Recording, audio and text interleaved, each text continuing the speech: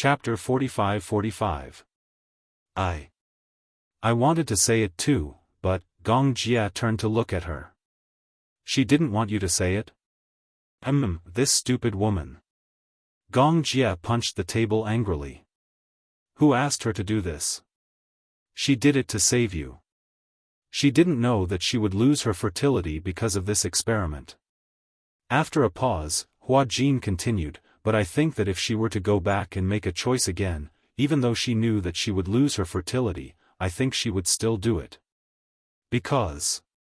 Gong Jia's lips curled into a smile. She likes me. You knew? If I didn't know, I wouldn't be Gong Jia. It was just that he had always pretended not to know. He had tried to make it clear, but Alice didn't confess her feelings. He didn't have the right to say that. He even felt that he had gone overboard. Alice didn't express her feelings, but he still had to reject her cruelly. Alice didn't say anything, but she probably knew that he didn't have any feelings for her. In fact, both Alice and Gong Jia were very smart. Smart people could see through each other's feelings from their words and actions. If two people liked each other but didn't confess their feelings, then they must be idiots. But two people who admired each other were probably like magnets. They didn't dare to be separated by anything. Their admiration for each other would bring them closer and closer to each other. And two people who didn't love each other, even if one of them was wishful thinking, the other would only step back and drift further and further away. Hence, Alice could tell that Gong Jia didn't like her. He had already made it very clear. How could she not know what was good for her? Hence, she didn't tell Gong Jia about this because she didn't want this to become a burden for him. Alice had always thought that if Gong Jia was destined to not be her life partner, then she would be his family. She could always protect him. Anyway, love would eventually turn into family. She didn't want to hold him back. When she found out that Gong Jia liked Hua Jin, she was really gloating. This was her little selfishness. If the man she liked didn't like her because he liked other men, then she still had a chance to comfort herself. Gong Jia sat down at the table with a serious expression. She didn't tell me because she didn't want me to be grateful to her. Yes. Hua Jin rested his chin on his hand. She doesn't want you to know, but I feel that she has the responsibility to tell you, and you have the right to know, don't you think? Thank you. After learning the truth from him, Gong Jia finally breathed a sigh of relief. When Alice finished patrolling the corridor outside the ward and returned to the room, she saw only Gong Jia in the room. She was surprised. Where is he? Where did he go? Gong Jia raised his head and looked at her deeply. Come here. Alice walked over with some hesitation. The corners of her lips twitched. Especially when she saw Gong Jia's serious expression, she felt even more uncomfortable. You. What's wrong? Gong Jia stood up and came close to her. Let me ask you, is it because of me that you lost your ability to conceive? When Alice heard this, she froze on the spot as if she had been struck by lightning. I know everything. If Hua Jin didn't tell me about this, how long did you intend to keep it from me? Chapter 45-46. Alice didn't sound angry. Instead, she sounded powerless and helpless. She had been betrayed by Hua Jin despite trying so hard. She really didn't want Gong Jia to know about this matter. After all, this was a one-sided decision that she had made. Gong Jia wasn't responsible for it. Shouldn't I know the cause and effect of this matter? Gong Jia didn't think much of it. Why did you do that? I don't know. I just did it subconsciously. Alice said, at that time, it was also a spur of the moment. So, I want to hear the truth. Because, Alice shrugged and said in a very relaxed tone, because. I like you. I like you so much that as long as you're alive, I'm willing to pay any price. She was such a simple-minded person. Liking someone probably meant that she wanted him to be good. Actually, this wasn't selflessness. It was just purely, she wanted him to be good. That was all. Alice hurriedly said, I didn't mean to hide it from you. I just didn't want to burden you and make you feel guilty because of this matter. Gong Jia said angrily, do you think I'm worried about you? Or do you think I'll blame myself and feel guilty towards you because of this matter? You won't? Of course not. Alice actually heaved a sigh of relief. That's good then. It's not a big deal anyway. She was finally able to put down the huge rock in her heart. She was really relieved to hear that from her brother. Gong Jia looked at her relieved expression and, for some reason, felt tears welling up in his eyes. Earlier on, he had just said those words out of anger. However, he didn't expect that Alice's relieved expression would make him feel bad. Gong Jia took a deep breath and said, this kind of thing can't happen again. Okay. I also hope that there won't be a next time. Although it's not a big deal, it still took half of my life. Gong Jia finally couldn't hold it in anymore. His heart ached so much that he pulled Alice into his embrace. His throat was already slightly hoarse. You should have told me about this earlier. Alice noticed that his shoulders were trembling slightly, and she couldn't bear to see him like this. If I had known that Hua Jin's mouth wouldn't be reliable. Forget it. I had originally planned to keep this matter from you even if I were to die. But since you already know. Spilled water could not be retrieved. Alice rubbed the back of his head helplessly. Gong Jia, you still blame yourself for this, right? Gong Jia did not say anything. Alice asked again, do you know why I never told you? Gong Jia was still speechless. Because. Alice said faintly, I don't want you to treat me as your benefactor and feel grateful and guilty towards me. You should have told me. What's the point of telling you? Alice shrugged. Don't tell me that if I told you, my body would return to how it used to be? Or would I let you live the rest of your life with gratitude and guilt towards me? There's no need for that. It's not worth it. It's worth it. His lips curled into a smile. At the very least, I'll know who saved my life. Wow, after hearing that, shouldn't I be a little touched? But. Alice finally couldn't help but say, is this the only time I saved you? Gong Jia was speechless. Previously, I saved you so many times, but you didn't seem to thank me much. Chapter 45-47. That's different. Alright, I got it. Alice sighed helplessly. If you really want to thank me, please try your best to make yourself happier. Gong Jia was stunned. Do you think I'm selfless? Alice snorted mischievously. Of course not. I just hope that you can be happier. At least, you can live a peaceful life. Be happy with Hua Jin. Love life. Love life. At least, don't let me down for saving your life time and time again. When Gong Jia heard this, he suddenly laughed helplessly. Finally, he let out a breath that was stuck in his throat. Yes, I will. That's good. Alice asked again, is there anything else? Gong Jia looked at her silently. Alice really couldn't stand his deep gaze. She felt awkward and inexplicably sad. She hurriedly said, if there's nothing else, I'm leaving. With that, she turned around and left the room as if she was fleeing. Until she was far away from the room and in the corridor, she leaned against the wall and heaved a sigh of relief. Unknowingly, her eyes turned red.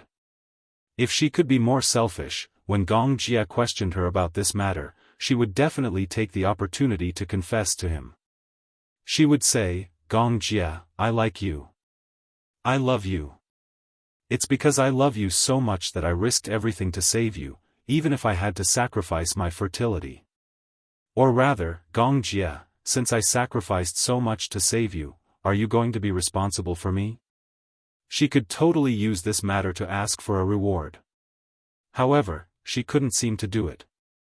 She couldn't open her mouth. As a doctor, she couldn't make any mistakes during surgery. Even the slightest mistake in the details could lead to unpredictable consequences. It was the same for love. If there was less love, it wouldn't be called love. If it was one-sided love, it wouldn't be called love. She might as well fulfill it. In fact, words like, "I'd rather Gong Jia like a man than a woman," were all against her heart. They were just said for Hua Jin to hear. But in reality? She knew better than anyone that Gong Jia liked Hua Jin only because Hua Jin happened to be a man. He did not only like men. She couldn't possibly ask Gong Jia to reciprocate her love just because she had sacrificed so much.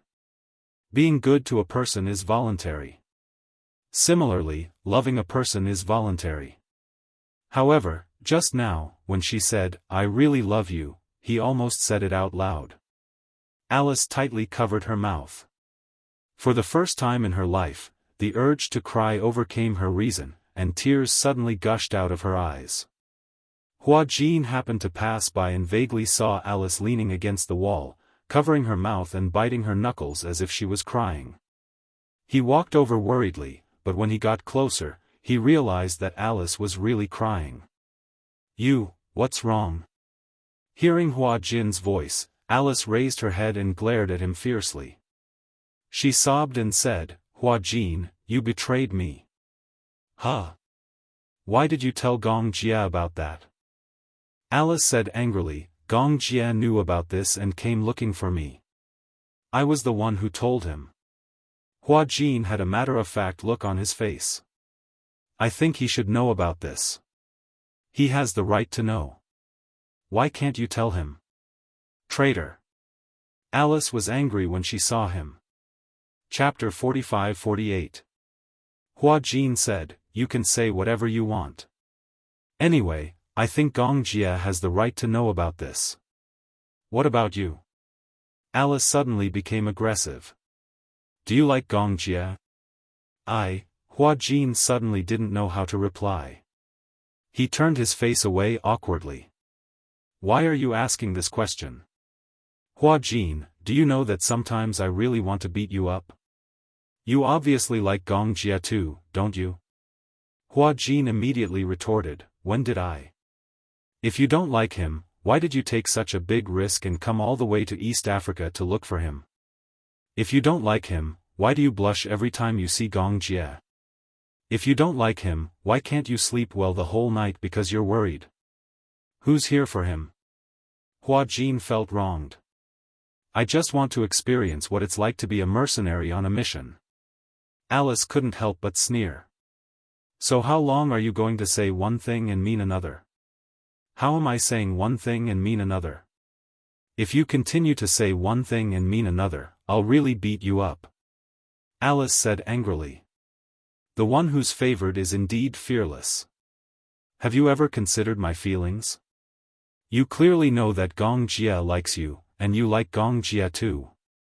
Why can't you just admit it? Is your reputation so precious? Gong Jia can put down his status as the young master of the Gong family to confess his feelings to you. Why don't you admit your feelings? Is it really that difficult for you to admit that you like Gong Jia?" With that, Alice curled her lips in self-mockery. "Do you know how envious I am of you? You have to know that it's not easy for two people to like each other. Most people, the person they like doesn't like them, and the person they like doesn't like them. They always miss out on love. What about you? Don't wait until you really miss out on love and regret it. What about you?" Hua Jin said angrily, "Aren't you the same? Don't you like Gong Jia? Why didn't you say a word or tell him? Don't tell me you're just going to watch him pass by. Because he already knows everything. Whether I say it or not, the effect will be the same." Hua Jin said angrily, "How would you know if you don't try? What if he likes you a little? There's no need for that. It's different. Even if he knows about it, you didn't tell him about it in front of him. At least, tell him about your feelings." Alice suddenly turned her head and looked at him with tears in her eyes. "You want me to confess in front of him and be rejected once? That's not what I meant, or do you want me to beg for his mercy in front of him? Hua Jin was at a loss for words. I didn't, Alice almost exhausted all her strength. It's not a big deal. As long as you work hard, it will be useful. If she didn't like him, she didn't like him. If she didn't love him, she didn't love him. Although no matter what, one had to try their best and struggle a little to know whether there was hope or not, Chu Yunsheng was still in a daze. But this was the only thing that Alice didn't want to struggle with. Her greatest gentleness was not to disturb or force him.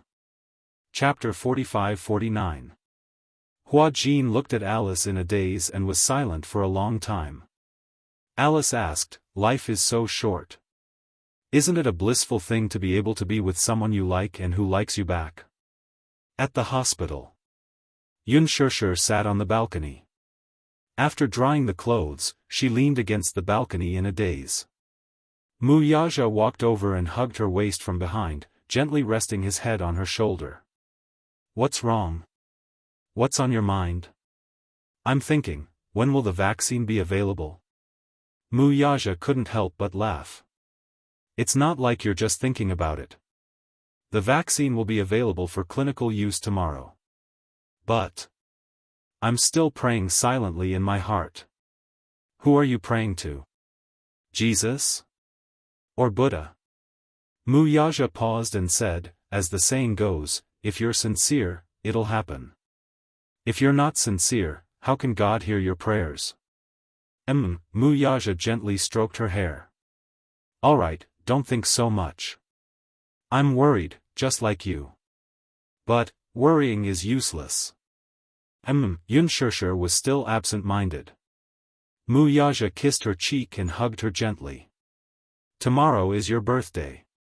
"Ah," Yun Shishir finally reacted. "My birthday? You were so busy taking care of the little guys that you forgot about your birthday?" Yun Shishir said, "How can I be in the mood to celebrate my birthday at this critical juncture? We still have to celebrate your birthday. We don't want to build our happiness on Xiao Yichen's suffering. Instead, we have to persevere in the face of adversity and hope for life." Mu Yaja continued, "Besides, your birthday is very meaningful. When the time comes, we'll bake a cake and send it to Xiao Yichen. Although he can't be by your side this year, we have to tell him that we hope that he can be there for your birthday next year, the year after that, and every year after that." "Yes." Yun Shishir nodded. Unknowingly, her face was wet with tears. After returning home from the hospital, because she had not been home for a long time, the whole house was filled with a sense of loneliness. He hadn't come back for a long time, so much so that there wasn't even the slightest trace of life left. Yun Shishir hurriedly turned on the lights in all the rooms. The bright light finally brought a trace of vitality to the cold and cheerless home. After Mu Yaja parked the car, he walked into the house. Looking at the lights in the house, he finally felt a trace of warmth. Usually, he had 3 points and 1 line. Hospital, company, home. Usually, Yun Shishir would be at the hospital. Usually, when he came back from the company, he only used the bedroom. When Yun Shishir was not at home, his 3 meals a day were basically settled in the company cafeteria. Both Lu Jinyu and Jiang Shen were a little surprised. Why had boss been going to the company cafeteria every day recently? Isn't sister-in-law cooking at home? Looking at Mu Yaja's depressed expression, could it be that the two of them had quarreled? That's impossible. They are clearly very loving and respectful to each other. They could vaguely tell that Mu Yaja had been preoccupied with a lot of things recently. He was a little absent-minded when it came to company matters. However, Mu Yaja didn't say anything to them. They didn't dare to ask too much. In front of Yun Shishir, he was her husband. In front of Yu Yao, and Xiao Yichen, he was a father. It was only in the company that he was a man of flesh and blood. Chapter 45-50. He was also afraid. Guilt seemed to be the last straw, and it was about to crush him. When he thought back to Xiao Yichen's childhood, he realized that he was not a good father. He did not care for others, nor did he love others. It was only after he got together with Yunshishir that he learned how to care for and love children. Thanks to Yueyao, he was finally promoted to a qualified stay-at-home father. As for Xiao Yichen's childhood, he could no longer make up for it. Xiao Yichen was very strong-willed. He was never willing to say anything, but it could be seen that Xiao Yichen was very envious of both Yu Yu and Yueyao. It was the kind of envy that came from deep within his bones. However, he had always been so sensible. He was so sensible that it made one's heart ache. With such a pity, Mu Yaja was worried that he would never have the chance to make up for Xiao Yichen. At night, negative emotions came and went as one wished. He had not had a good night's sleep for a long time. Now that he was home, he finally felt a trace of the warmth of home. It more or less dispelled some of the loneliness in his heart. He sat on the sofa and looked in the direction of the living room. He listened to the sound of Yunshishir beating eggs and mixing flour. Yunshishir did not feel very uncomfortable about the cake. However, she had been practicing her baking skills with Yu Yu. She had also improved a little after killing so many people. After a while, she finished mixing the dough and made a cake embryo. Then, she put it into the oven. An hour later, the cake embryo was taken out. During this time, Yunshishir had already prepared the condensed milk, mousse, chocolate, Oreo, cookies, and other ingredients. She smoothed the condensed milk and mousse bit by bit. When the final cake was out of the oven, Yunshishir looked at the cake that was pretending to be perfect and called Mu Yaja over happily. Mu Yaja walked over and looked at the cake. He was very satisfied. Although my skills have deteriorated a little, it's still considered exquisite. I haven't made it in a long time. I'm indeed a little rusty. Yunshishir dipped the remaining mousse on her finger and brought it to Mu Yaja's mouth. Here, try it. Mu Yaja took a bite and licked it. He raised his eyebrows in satisfaction. The taste is not bad. Right? Yunshishir was very pleased. At least this proves that you haven't regressed too much. Where's the packaging? Here. The two of them sealed the cake in a box and put it in the fridge. At night, he would not go to the hospital. Gu Jinglian and Chu Ho stayed behind to take care of her, while Yunshishir and Mu Yaja came back to rest for a while. The two families reached an agreement. Taking turns to keep watch at night, this way, the pressure on the various families would lessen. Although people could rest in the hospital, they were provided with foldable single beds, which were not comfortable to sleep on. If they did not sleep well, it would affect their condition in all aspects. This was especially true during company meetings. There were several times when Mu Yaja dozed off in front of several employees. Lu Jinyu and Jiang Shen were dumbfounded.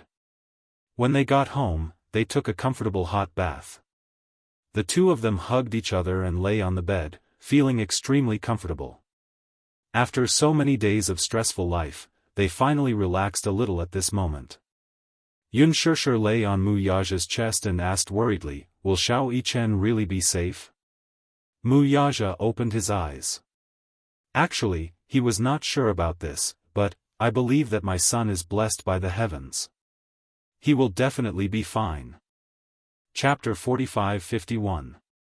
As she spoke, Yunshishir laughed self-deprecatingly. People only realize how precious that person is when they are on the verge of losing them. Thinking back, Xiao Yichen has always been very sensible. That day when he was critically ill, I was waiting outside the door and kept thinking about it. I feel like I owe him too much. In the future, there will be plenty of opportunities to make it up to him. I'm just afraid that there won't be any more opportunities. Don't say such things that destroy the morale of our own people. Mu Yaja paused for a moment and immediately comforted her. The vaccine has already been developed. Don't think too much. Don't let your imagination run wild. Go to bed early. Okay. Yunshishir closed her eyes and lay on his chest. It was rare for her to sleep so peacefully. The next day, the sun was shining brightly. The gloomy weather for a few days finally came to an end. The sun was shining brightly and the weather was good. Xianxia woke up and drew the curtains. Receiving such warm sunlight, the gloominess in her heart finally dissipated a little. Xianxia woke up early in the morning and was busy in the kitchen. Besides the cake, she also had to prepare some dishes. Wuxia applied for leave and brought the cake to the hospital with Xianxia. Gu Jinglian and Chu Ho were a little confused when they saw that they came with a cake. Whose birthday is it? Yu immediately said, Mommy's birthday. I remember. Yueyao was also beaming with joy. The atmosphere in the hospital was always oppressive. It was rare that Xianxia's birthday happened, so it seemed to add some joy. Since we're in the hospital this year, we won't hold a grand birthday party. Xianxia placed the cake on the table and placed the dishes one by one on the table. Chu Ho was very happy. It would be even better if there was wine. Let's drink a few glasses. Wuxia raised his eyebrows. There is. He took out a bottle of champagne from his handbag and even brought a wine glass with him. Even if they were in the hospital, the ceremony of a birthday celebration could not be lacking. Yueyao lay on the table, drooling as she stared at the cake. Suddenly, she asked, then, what about Xiao Chen? Can he eat a birthday cake? Cut him a slice first, and when we're done eating, send this slice of cake to the quarantine zone. Oh. Yueyao's eyelashes drooped in disappointment. Xianxia immediately guessed what he was thinking. He squatted down and gently scratched her nose. Yueyao, that won't do. If the cake is sent in, we can't eat it. The quarantine area is a sterile area. There are a lot of bacteria outside, so my brother can't come out to celebrate his birthday with us. Yueyao said, then I'll eat less and leave more for my brother. Yueyao, be good. You don't have to keep it. The cake is very big. I can't eat too much now. Otherwise, I won't be able to do it if I vomit it out. If he vomited, the blood would flow back into the trachea, which could easily endanger his life. Therefore, he had to rely on liquid food for now. He could only eat a little of the cake. A few mouthfuls would be bad enough. Yueyao nodded sensibly. Then I'll wish Mommy a happy birthday on behalf of my brother. Xianxia was so touched that she kissed her. Yu walked over and gave Xianxia a big hug. Mommy. Happy birthday. I wish that you'll always be 18. Thank you, Yu. Xianxia kissed Yu. Gu Jinglian and Chu Ho gave their blessings one by one. Because of this accident, the relationship between the two families became much better than before. Especially Wuxia and Gu Jinglian, who even knew how to tease each other. Chapter 45-52. Chu Ho inserted candles into the cake. The candles were shaped like numbers, and Gu Jinglian drew the curtains in the ward. The moment he lit the candles, the faint light reflected on Xianxia's face, and her gaze was gentle. Chu Ho said, Xia, hurry up and make a wish. Okay. She had already thought of the wish countless times. Xianxia closed her eyes, and a strong wish surfaced in her mind. She wished that Xiao Chen would not miss her birthday again. This wish did not ask for much, but could it come true? Xianxia made the wish sincerely and gently blew out the candles. Chu Ho passed the knife to her. Xianxia cut a piece of cake and put it aside. This piece was for Xiao Chen. She also cut another piece and put it together with Xiao Chen. Chu Ho was a little surprised. Who is this for? Have you forgotten? And your Xiao Bao? Not a single one of them can be missing. Chu Ho came back to his senses. So you haven't forgotten about Xiao Bao? He had originally thought that Xianxia had probably forgotten about Xiao Chen because she had been thinking about Xiao Bao. Chu Ho had originally felt that it was a pity that Xiao Bao would not be able to eat the cake because he was also in the quarantine zone. He had not expected that Xianxia would still be thinking about him. This is for Xiao Yichen and Xiao Bao. Later, after we finish eating, we'll send the cake to them. Okay. We can't forget about them. After dividing the cake evenly, Yu took a portion for Yueyao and another for Jing Yang. The little guy was eating with relish. Although cake was not a rare thing, and the little lads had been living in good condition since they were young, they were sick of eating all kinds of cakes. However, in such an environment, staying in the hospital for so many years, they had to eat nutritious meals. It was rare to have cake in such a boring diet, so it was considered a novelty. Yu even felt that this cake was the best thing he had ever eaten in the world. Yu raised the cake and asked, "Mommy, did you make this cake?" "Yes." "Wow." Yu looked at her with admiration. "This cake is probably the best thing I've eaten since I came to this world." "Yunshirsher," Mu Yaja could not help but say, "Is it?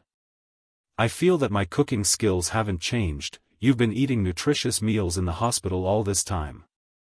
It's a rare occasion you get to eat cake, so you think it's delicious." Upon hearing this, Yu thought about it for a while. Then, he complained to Yunshirsher, "Mommy, Daddy said that your cake tastes awful."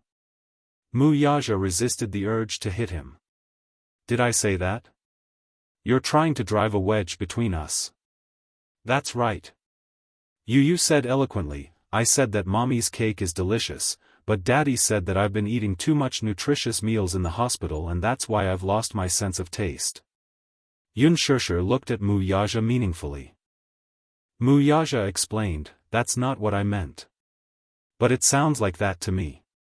Chu Ho's tone was as if he wanted to see the world in chaos.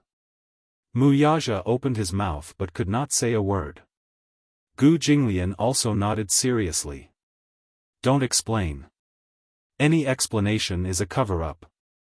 As Yueyao ate the cake, Mu Si's mouth was full, but he still nagged, "If Daddy doesn't like Mommy's cake, then Daddy shouldn't eat it."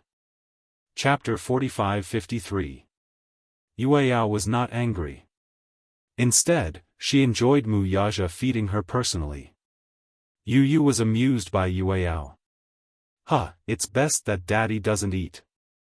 This way, Yueyao can eat more, right?" Yueyao finished a piece of cake in the blink of an eye. Then, she turned to look at Mu Yaja and opened her mouth wide again. Everyone couldn't help but think of a baby bird waiting to be fed. They straightened their necks and opened their mouths wide, waiting for their mother to feed them.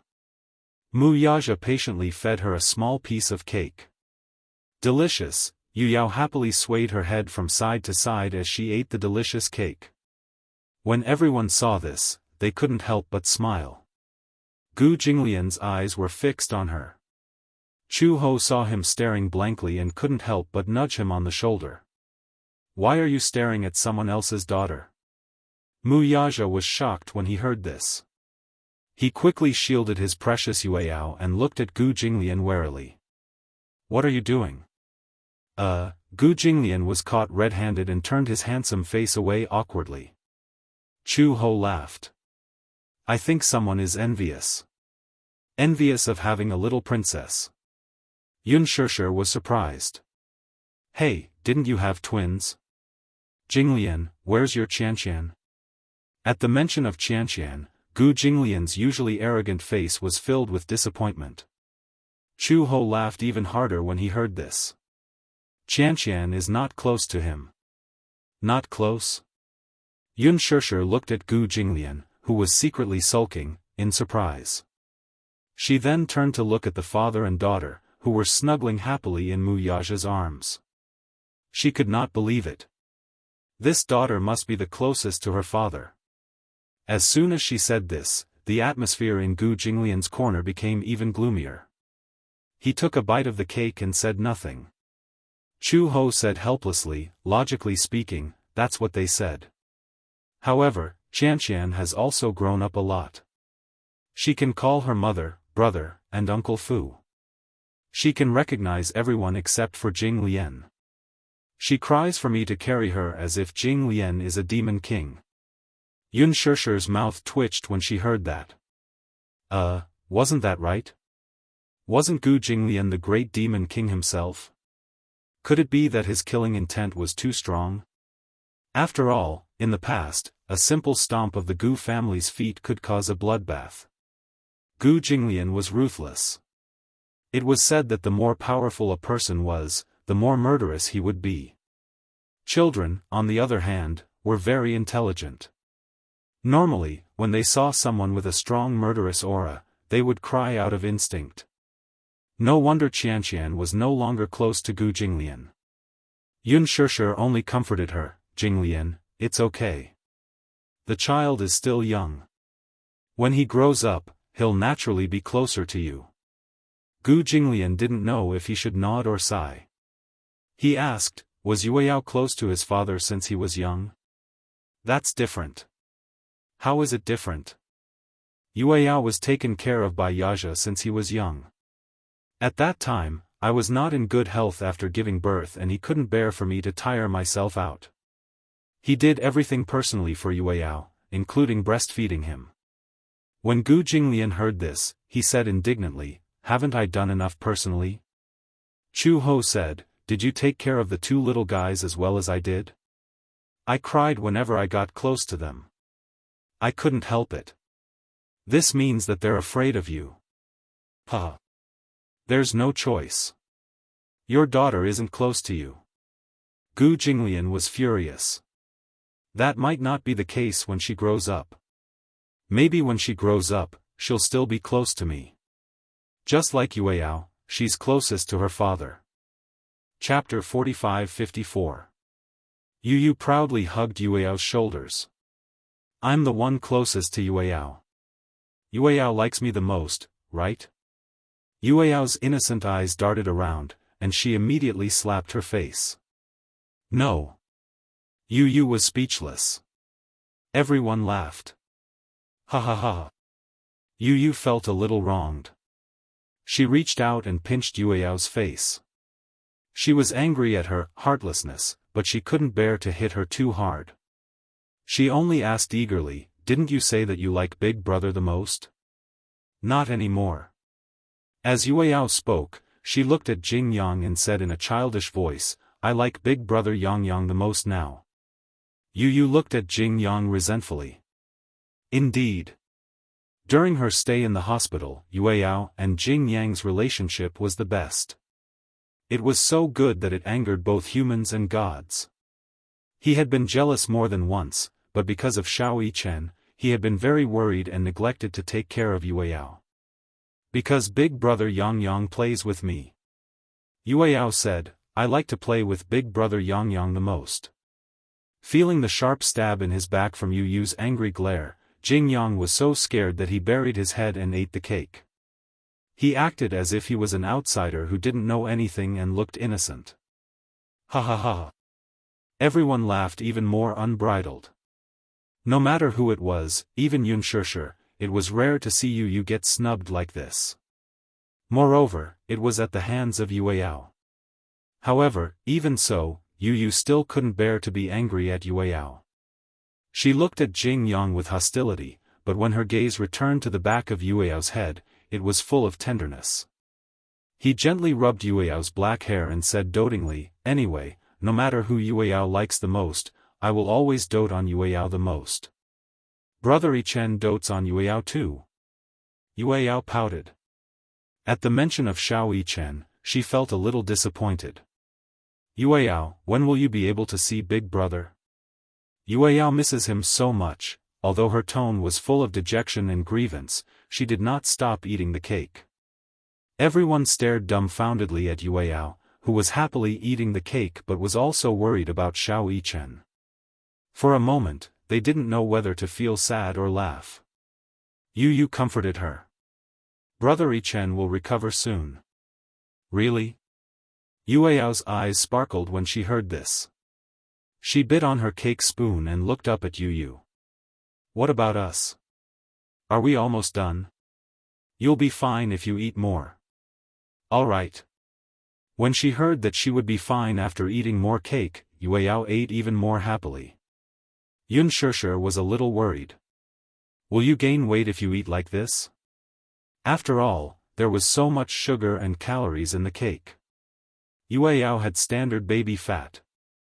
Her face was chubby, and with a pinch, all her fingers could pinch was meat. It was soft and tender, but there was no meat on her body.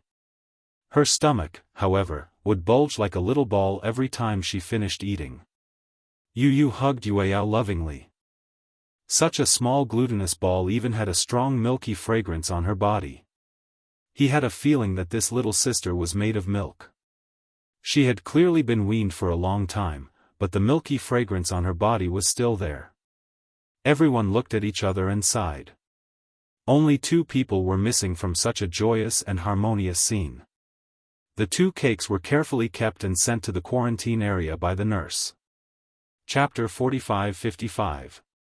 A cake? Xiao Bao asked the nurse, whose birthday is it? Mu Yichen's mother. It's her birthday today, so she said that she can't leave you guys behind. Xiao Bao was a little envious when he heard that. How nice. We can celebrate our birthdays together. The nurse squatted by the bed and comforted him. Eat this cake and get better quickly. Then, you can leave this place quickly. Okay. Thank you, Auntie Nurse.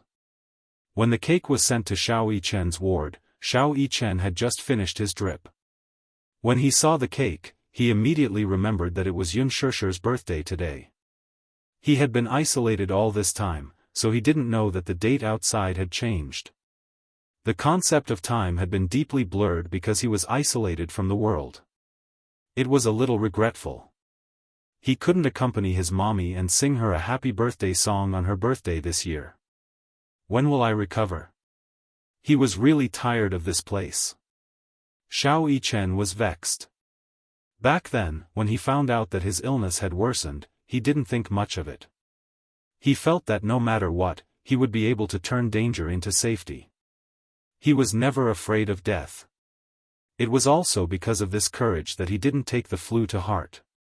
However, he didn't expect that because of this carelessness, he would become the one with the most serious illness. He had been on the verge of death several times. Until now, it was like a nightmare. He wasn't afraid of death. He was only afraid of separation. The nurse said, "Your mommy asked me to pass on a message to you." When Xiao Yichen heard that his mommy had something to tell him, he sat up excitedly. "What did mommy say to me?" She said, I'll tell you after you finish eating the cake."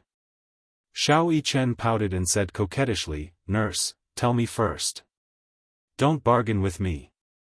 This is a cake that your mommy personally made." "Why? Don't you want to eat it? If you don't want to eat it, can you give it to me?" "No." Xiao Yichen protected the cake that Yunshishir had personally made. "Anyway, you can't eat this cake. Don't threaten me." "Alright, I'll eat it. Don't eat too much. It's too sweet. It won't be good if you spit it out." "Yes." Xiao Yichen obediently picked up the spoon and took a bite of the cake. The cake was sticky, sweet, and mousse, but she didn't feel sick of it at all. Just the right amount of sweetness. It was so delicious that he wolfed it down. "Eat slowly." The nurse's heart ached as she watched him eat the cake. She couldn't help but say, "Your mommy said, she misses you a lot." Xiao Yichen paused for a moment, and a teardrop fell onto the dining table. He closed his mouth tightly, trying to hold it in, but failed. He carelessly wiped the corners of his eyes. In an instant, his eyes were wet. Because he rubbed them, they were red and swollen. Against his pale skin, it made people's hearts ache. "I miss mommy too. So, you have to pull yourself together. Your mommy made a wish today, and it must be for you." Wishes couldn't be spoken out loud, otherwise, they wouldn't come true. However, everyone knew who the main character of this wish was. Yunshishir's wish must have been for Xiao Yichen. She hoped that he would get better soon. Xiao Yichen finished all the cake. Actually, he didn't like to eat sweets, but because it was Yunshishir's birthday and she had personally made the cake, he decided to eat it. Chapter 45-56. At the same time. East Africa. Due to the war, it was extremely difficult to find the only remaining shop. However, Alice managed to find it. Next to the hospital, there was a very dilapidated dessert shop. There was also a display cabinet selling cakes. However, the conditions were limited. The surface of the cake inside looked like it was smeared with very cheap cream. There were many places that had not been smoothed, and the appearance was not exquisite enough. However, it was not easy for her to find this shop in such a remote corner beside the hospital. There was probably a market further away. However, due to the conditions in East Africa and the recent invasion of war, there were refugees everywhere. Many shops that were lucky enough to escape the war had been smashed and robbed by the refugees. A cake like this was not cheap. It actually cost dozens of US dollars. Due to the war, the country's currency had been devalued. Only US dollars were allowed to circulate in the market. Alice bought the cake back. When Hua Jin saw that she had bought the cake, he found it a little strange. "Where did you buy the cake from?" "A shop in a remote corner beside the hospital." A remote corner, he had already said that it was a remote corner, but she had still managed to find it. Alice paused and said, "Luckily, it's a remote corner, so it hasn't been robbed clean by the refugees.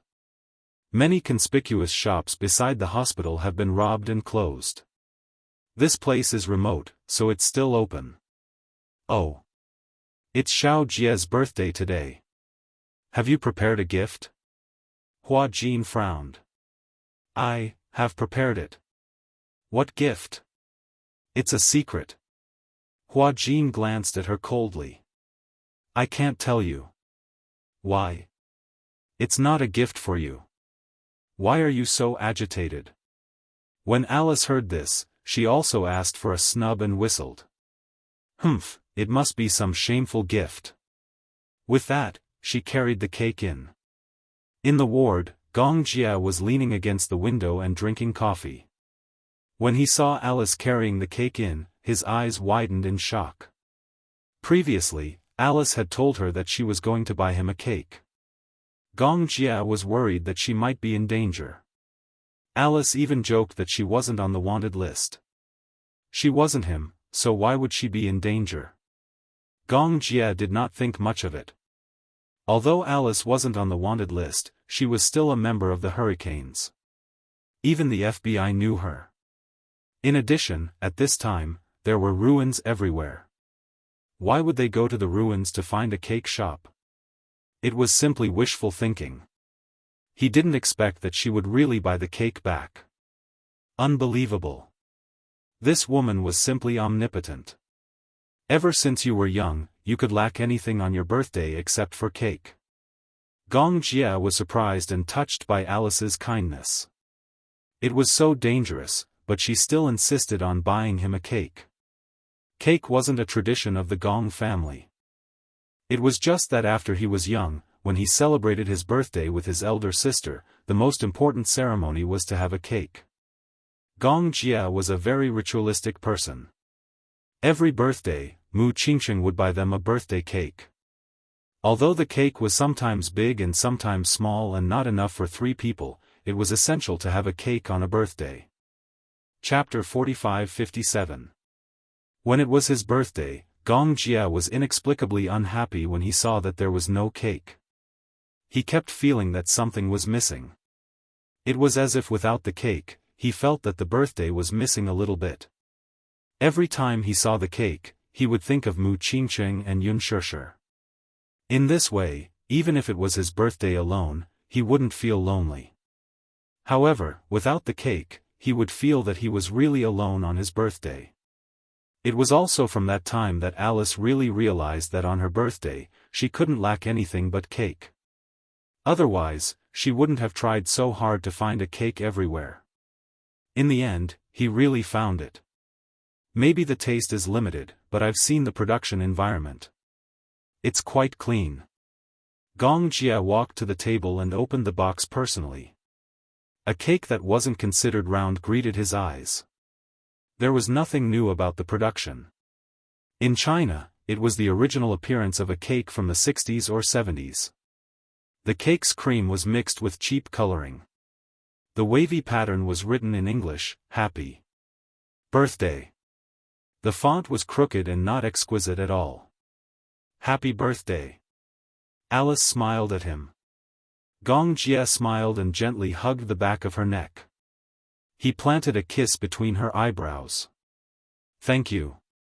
Hua Jin said that. Gong Jia turned to look at him. What? Happy birthday to you. Gong Jia paused and suddenly thought of something. Then, where's the gift that you prepared? Hua Jin inexplicably looked a little guilty. I'll give it to you later. What gift? You're being so mysterious. Gong Jia didn't probe further. He casually dipped his finger in some cream and put it into his mouth. It was unexpectedly delicious. It's so sweet. Although it was cheap coloring, the cream was actually not bad. The point was, in a background like East Africa, the food had always been bad. The cake placed here was already considered a luxury. Hua Jin also took a bite. His appetite wasn't as picky as Gong Jia's, but he felt that the cake wasn't delicious. He didn't like cream. This year, only Hua Jin and I will celebrate your birthday with you. Alice looked at the cake again. But we were lucky. No matter what, we still found the cake. She actually still remembered.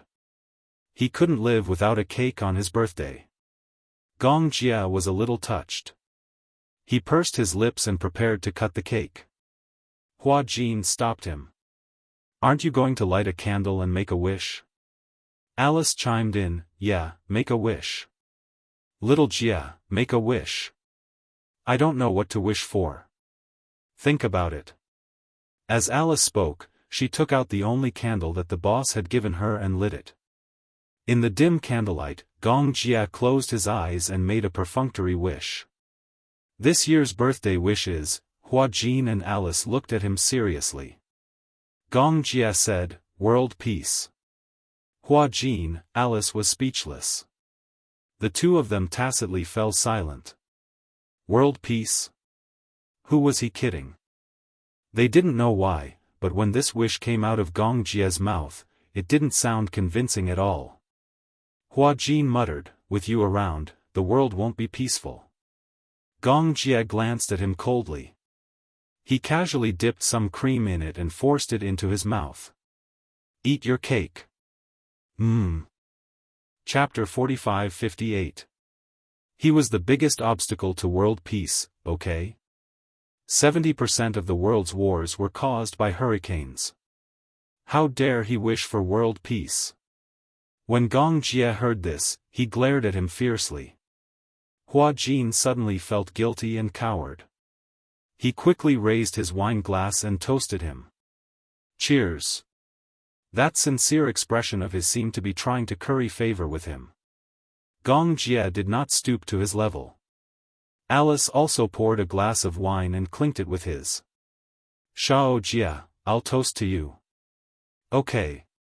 Unknowingly, half a round of drinking had passed. Alice and Gong Jia had good alcohol tolerance, but tonight, the two of them had finished 12 bottles of champagne. Whether it was Gong Jia or Alice, they were both a little drunk. In the end, they were no longer drinking for the sake of drinking, but for the sake of their lives. Gong Jia was still a little sober, but Alice was already beyond drunk. She pointed at Gong Jia, wanting to take advantage of the night to compete with him. Hua Jin could not help her up, so he had no choice but to contact other people. Only then did they drag Alice away. When he returned to the room, he saw Gong Jia leaning against the floor-to-ceiling window with his head leaning weakly against the window. Out of the corner of his eye, he saw Hua Jin walk in, but he did not move. It could be seen that he had drunk a lot, so much so that he was dizzy.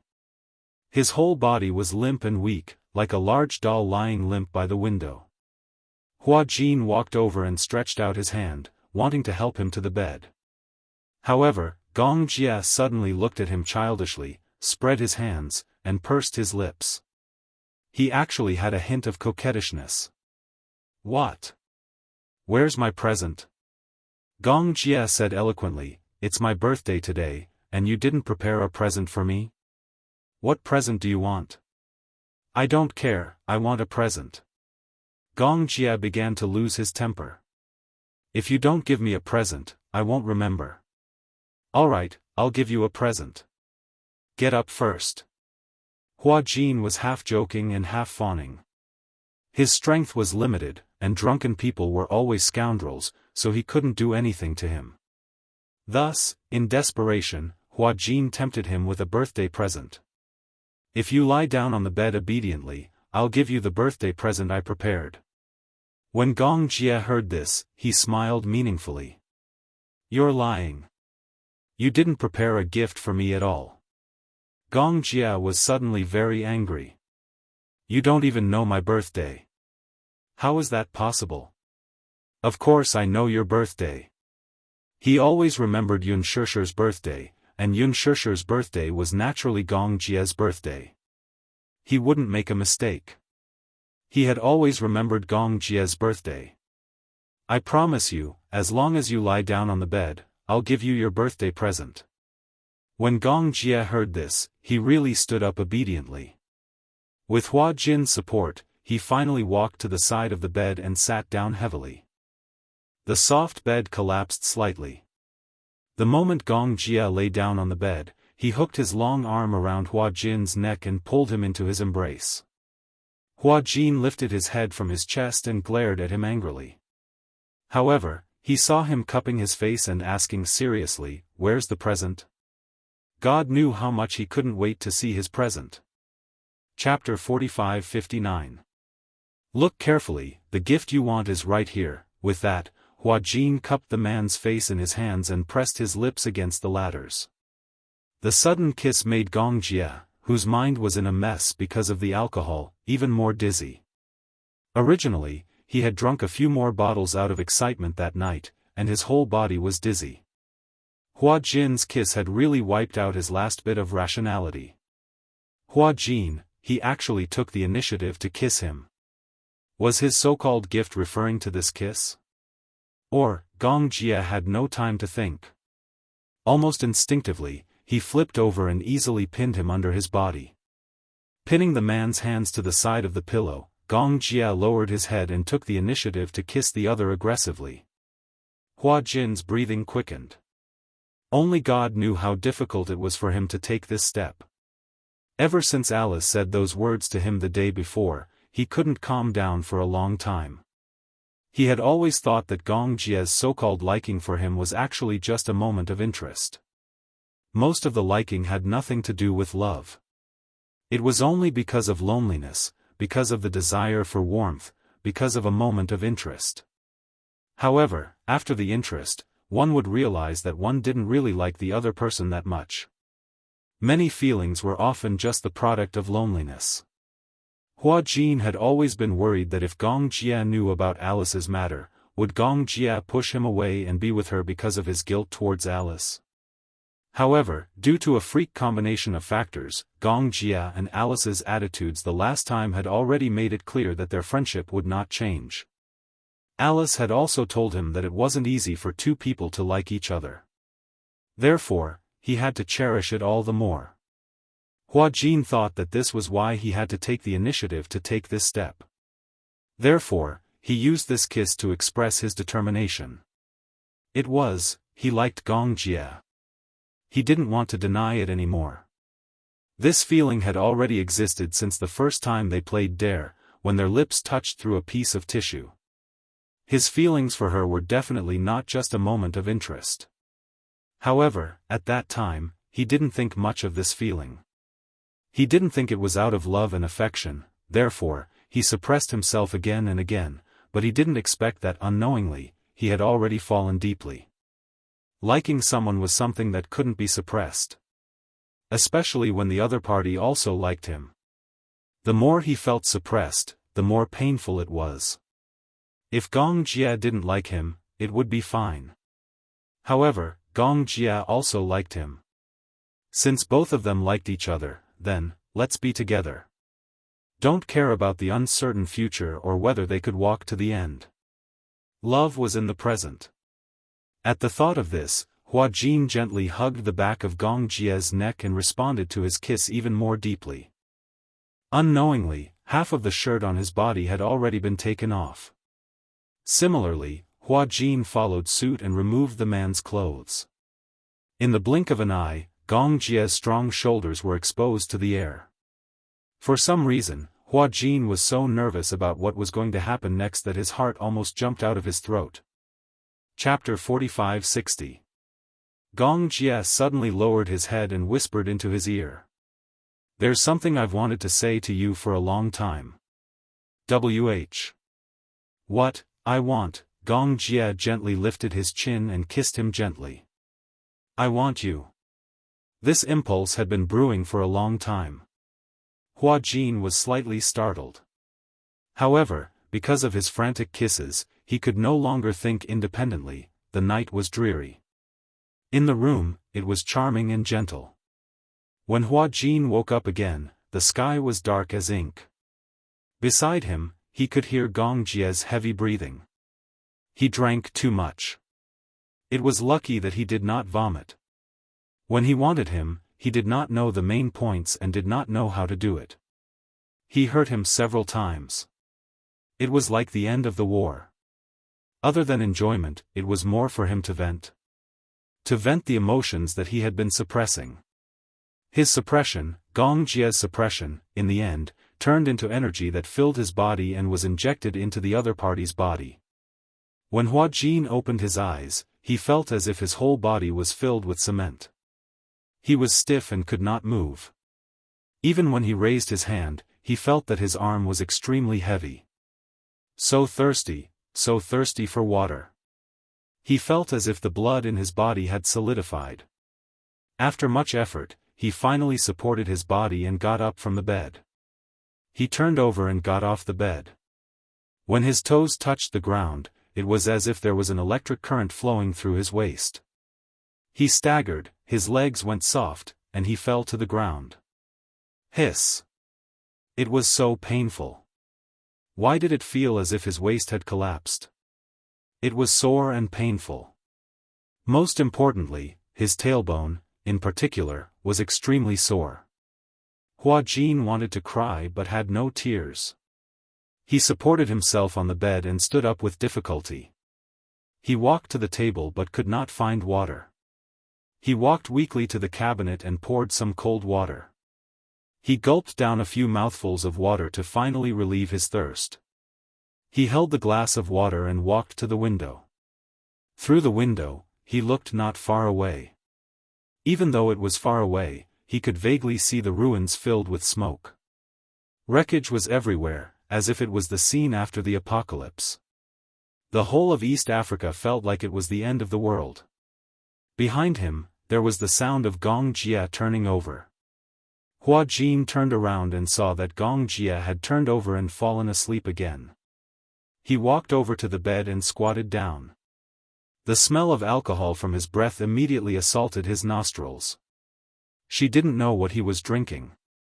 Hua Jin clearly hated the smell of alcohol, but the smell of alcohol on his body had a kind of orchid fragrance. He gently touched his face. He always felt that such a face, if placed in the past, would have been unreachable.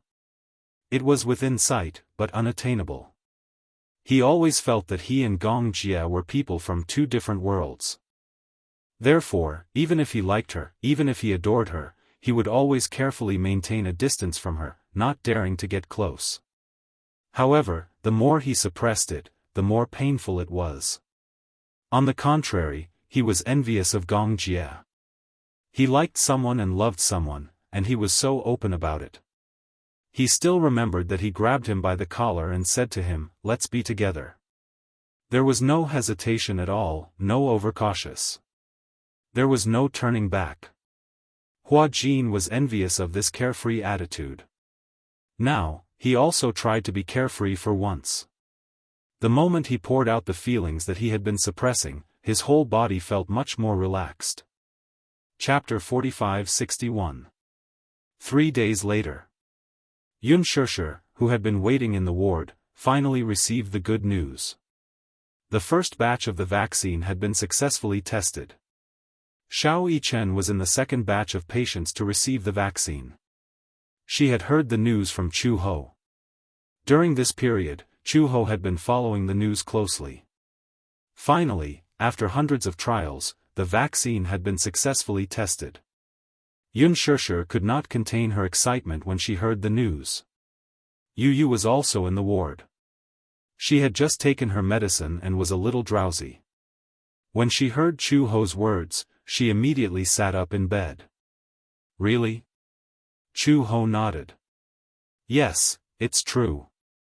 I've confirmed it repeatedly. If there are no accidents, the vaccination will start tomorrow. Xiao Bao is in the first batch, and Xiao Yichen is in the second batch. Really? That's great. She held Chu Ho's hand tightly. She was so excited that her whole body was trembling. Xianxia, you can rest assured now.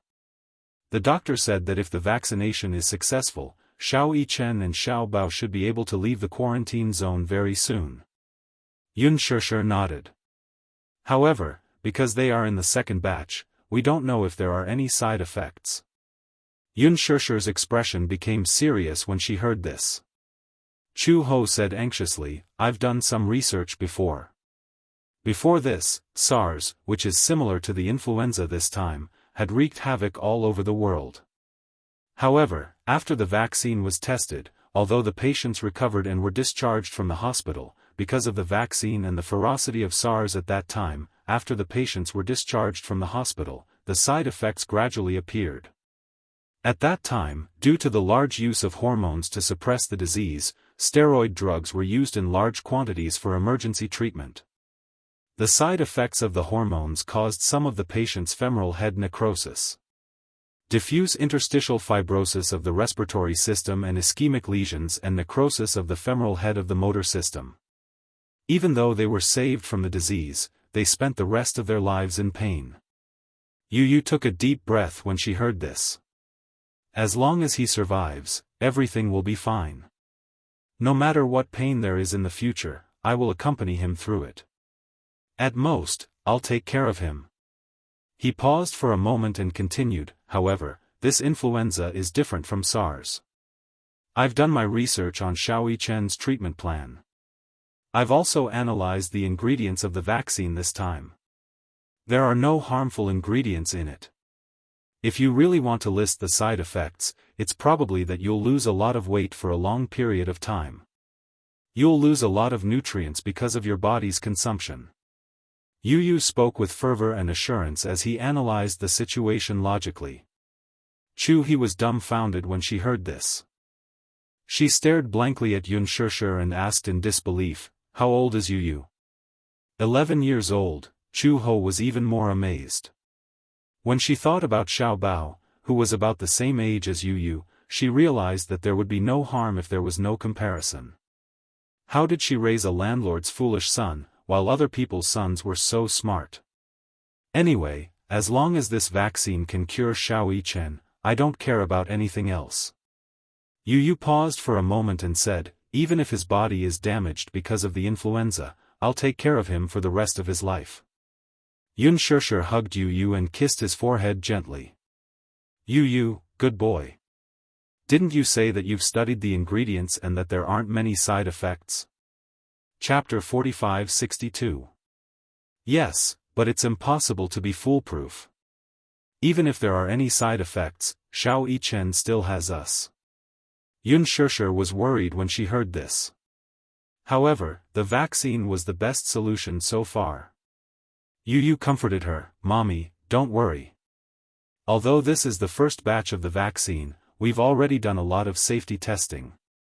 Moreover, the vaccine has been strengthened. We've refined the best parts and removed the dangerous parts.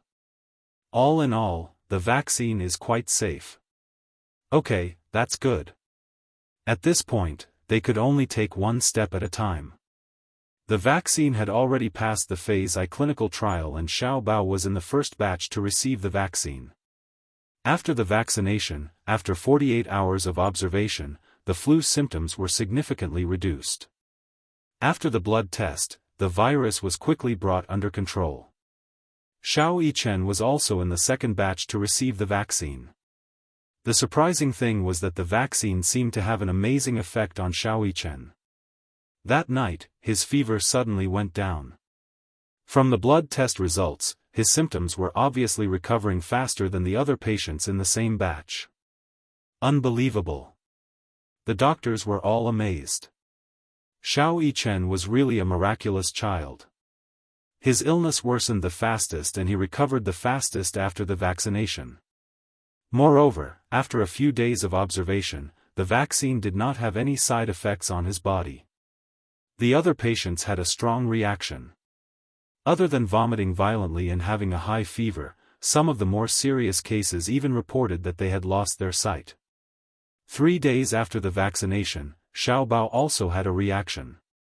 He suddenly had tinnitus. Although it recovered quickly, his immune cells plummeted. In other words, his immune system would become very weak for a period of time.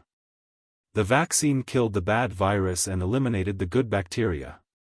In fact, the adaptability of the vaccine varied from person to person. It had to be said that Xiao Yichen was the chosen one. He was one of the lucky ones. The vaccine did not react at all on him. Xiao Yichen's illness was obviously more serious than Xiao Bao's, but Xiao Yichen was the one who recovered the fastest. He was also one of the first people to leave the quarantine zone. That day, Yun Shishir and Mu Yaja were at the quarantine area's entrance early in the morning, wearing heavy protective suits. Xiao Yichen was also wearing a thick mask as he lay on the bed. The nurse carefully moved him out of the room. Several attending physicians and vaccine clinical professors were especially excited. They personally sent him off and lit up the fireworks. The moment Xiao Yichen stepped out of the quarantine zone, he sat up excitedly on his bed. He looked around as if he was anxiously looking for someone until he saw Yun Shishir in the crowd. His eyes flashed fiercely and he stretched out his arms like a spoiled child, asking for a hug from her. When Yun Shishir saw this, she recklessly rushed out of the crowd to his bedside and hugged him tightly. This hug transcended life and death. It was truly the joy of surviving a calamity. Mommy. It was rare for Xiao Yichen to act like a spoiled child in front of her. Yun Shishir was inexplicably touched. He intimately rubbed against her in her arms. They had not seen each other for so long. A hug could not dispel the longing he had for her for so long. Chapter 45-63. Yun Shishir couldn't bear to let go of him either. The mother and son hugged each other tightly. They wished that time would stop and stop flowing. The doctors and nurses who were standing at the side were moved. One of the professors said emotionally, "Mu Yichen is so capable. He was in the second batch to be vaccinated, but he was the first to leave the quarantine zone. There were adults who were infected with the flu and they were in good health. However, Xiao Yichen was the first to leave the quarantine zone." It was a memorable moment. It was a historic moment. Xiao Yichen was the first person in the capital to overcome the flu. Hence, the professors and doctors were celebrating excitedly. Yun Shishir couldn't take in any of it. She only knew that she could finally hug Xiao Yichen again. She had been thinking about it day and night, and finally, she wasn't disappointed. "Where's Yu?" Xiao Yichen suddenly asked in her arms. Yun Shishir wiped her tears and quietly turned to the side when she heard this. "Over there." Xiao Yichen followed Yun Shishir's gaze and saw Yu holding Mu Yaja's hand. They stood beside him and quietly looked in his direction. "Go ahead." Mu Yaja couldn't help but laugh when he saw the two little guys looking at each other. "Do you want to give Xiao Yichen a hug?" "Who wants to hug him?" Yu pouted and complained, "He made me wait for so long and he came out so late." "Who wants to hug him?" Mu Yaja smiled knowingly when he heard this. This little guy was still so duplicitous even at this moment. God knew how hard it had been for him to fall asleep last night when he found out that Xiao Yichen would be able to leave the quarantine zone the next day. He couldn't fall asleep no matter how hard he tried. He was afraid that something unexpected would happen. Although Xiao Yichen would be able to leave the quarantine zone the next day, Yu was worried that something unexpected might happen. Perhaps, his condition would worsen overnight. He appeared to be very indifferent, but in fact, he was more anxious and impatient than anyone else. Mu Yaja had no choice but to gently push him from behind. Yu was caught off guard and stumbled a few steps back. He turned around and looked at his daddy with disdain. Go. Give your brother a hug as a celebration for him. Yu hesitated for a moment before she turned around and walked towards Xiao Yichen. Xiao Yichen quietly watched him walk towards him. He couldn't help but reach out his hands and look at him expectantly. Yu looked at his expectant expression. For some reason, she felt a lump in her throat and her eyes turned red. She took a few steps forward and threw herself into Xiao Yichen's arms, hugging his shoulders tightly. Xiao Yichen, Yu pretended to be calm. He gritted his teeth, but he couldn't hide his sobs. He forced out a few words. Welcome, back. Xiao Yichen was so touched that his eyes turned into crescents. Although he was smiling, tears streamed down his face. I'm home, Yu. Yu, Mu Yichen bit his lip. He couldn't hold back the second half of his sentence. I missed you. Did you miss me? Yu nodded gently and said in a choked voice, yes, I missed you so much. How rare. Unspoken and Mu Yaja couldn't help but feel emotional. Yu, who had always been arrogant, had finally said, I missed you. Chapter 45-64. Unspoken was so touched that she wiped away her tears. Because of this new lease on life, she thought that she would cherish the happiness of her family of 6 even more in the future. Wealth and power were another matter altogether. Only a healthy and safe life was the most important. Yu and Mu Yichen hugged each other tightly. The two of them turned their heads at the same time and glanced at Unspoken and Mu Yaja. Mu Yaja and Unspoken walked over and hugged Xiao Yichen and Yu gratefully. The 4 of them hugged each other tightly, and no one could bear to let go. In the ward, Yueyao held a bouquet of flowers and waited eagerly at the door. She woke up very early in the morning. Unspoken had already told her that Xiao Yichen would be returning to the ward this morning, and she would bring Yu to welcome him. Yueyao wanted to go as well, but she was too young, and her immunity was not as high as an adult's. Although the vaccine had been developed, Yueyao still tried her best to avoid going near the quarantine zone with her physical fitness. Hence, under Unspoken's repeated coaxing, Yueyao obediently stayed in the ward and waited eagerly for Xiao Yichen's return. Suddenly, the sound of heavy footsteps came from outside the door. Yueyao's ears were sharp, and she immediately heard it. She walked to the door excitedly. If she were a little puppy now, her tail would be wagging excitedly. The door finally opened. Yueyao was about to go up to welcome him when she saw Chu Ho push the door open and walk in. When he saw Yueyao standing at the door like a puppy holding a bouquet of flowers, he was dumbfounded. Yueyao immediately wilted when she saw Chu Ho. What? I thought Brother Yichen was back. Chu Ho didn't know whether to laugh or cry. He walked over and picked Yueyao up. What's wrong, little Yueyao? Are you waiting for Xiao Yichen? Yes. Mommy said that Brother Yichen is coming back today. When Yueyao mentioned Xiao Yichen, her face flushed red. She was obviously very happy. Chu Ho lovingly scratched the bridge of her nose. Sometimes, the more he looked at Yueyao, the more he liked her. She thought that it would be great if Xianxian could be as cute as Yueyao when she grew up. Yueyao was quite likable.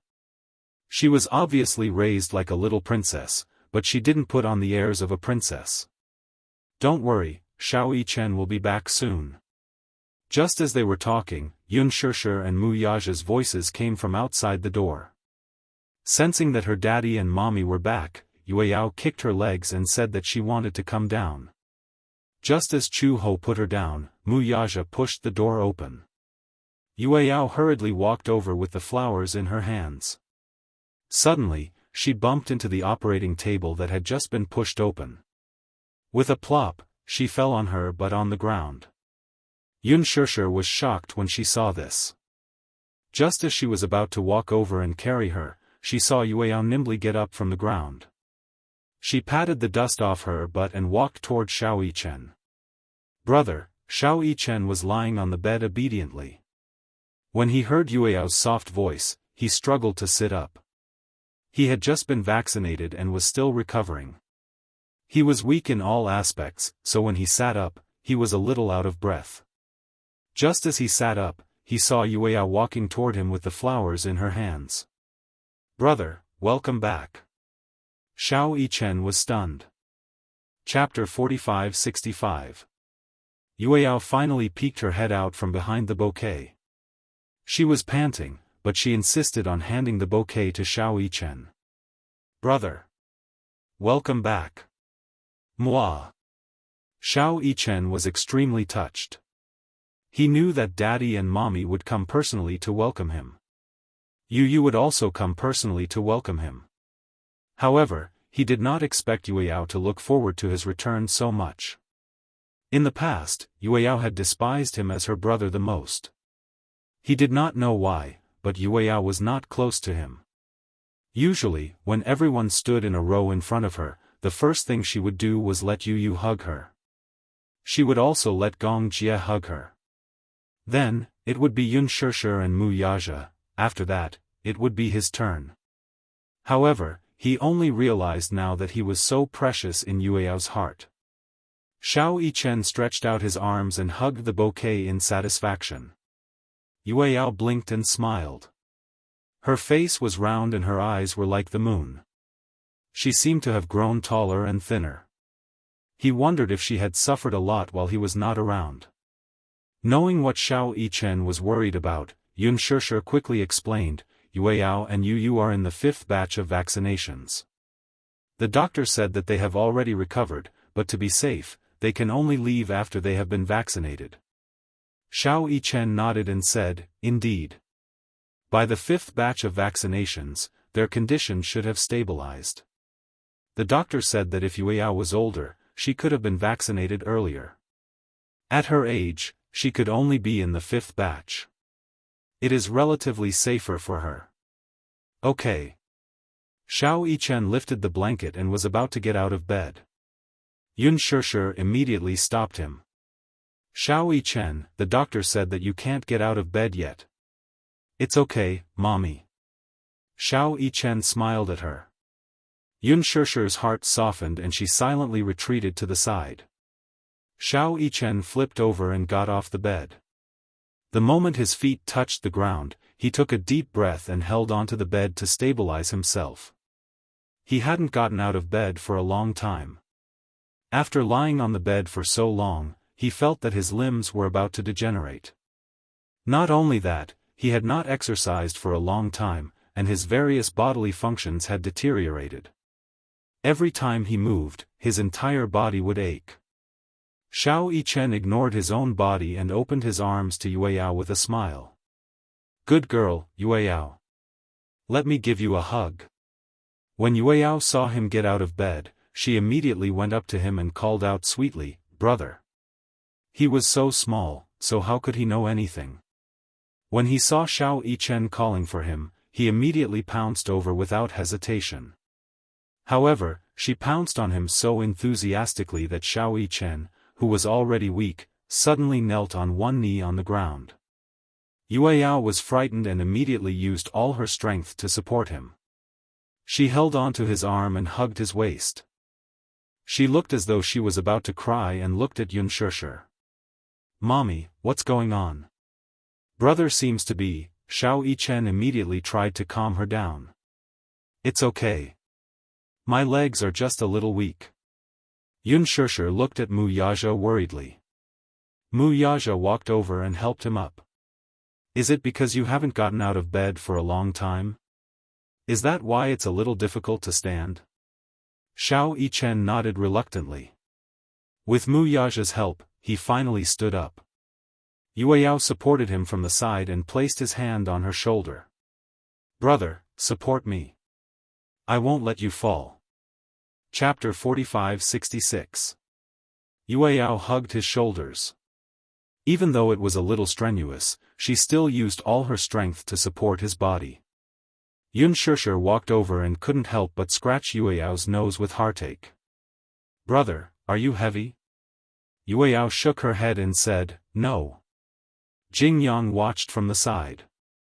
Ever since Xiao Yichen returned to the ward, he had been hesitant. After hesitating for a long time, he clenched his fists and finally mustered up his courage. He carefully walked forward and asked with a smile, Brother Yichen, do you want me to help? Xiao Yichen glanced at him from the corner of his eye and his face turned cold. Go away. Jing Yang smiled. Okay. He tactfully walked to the side and sat on the bed aggrievedly. Yun Shishir and Chu Ho looked at this scene in a daze. For some reason, they didn't know whether to laugh or cry. It was obvious that Jing Yang wanted to curry favor with Xiao Yichen.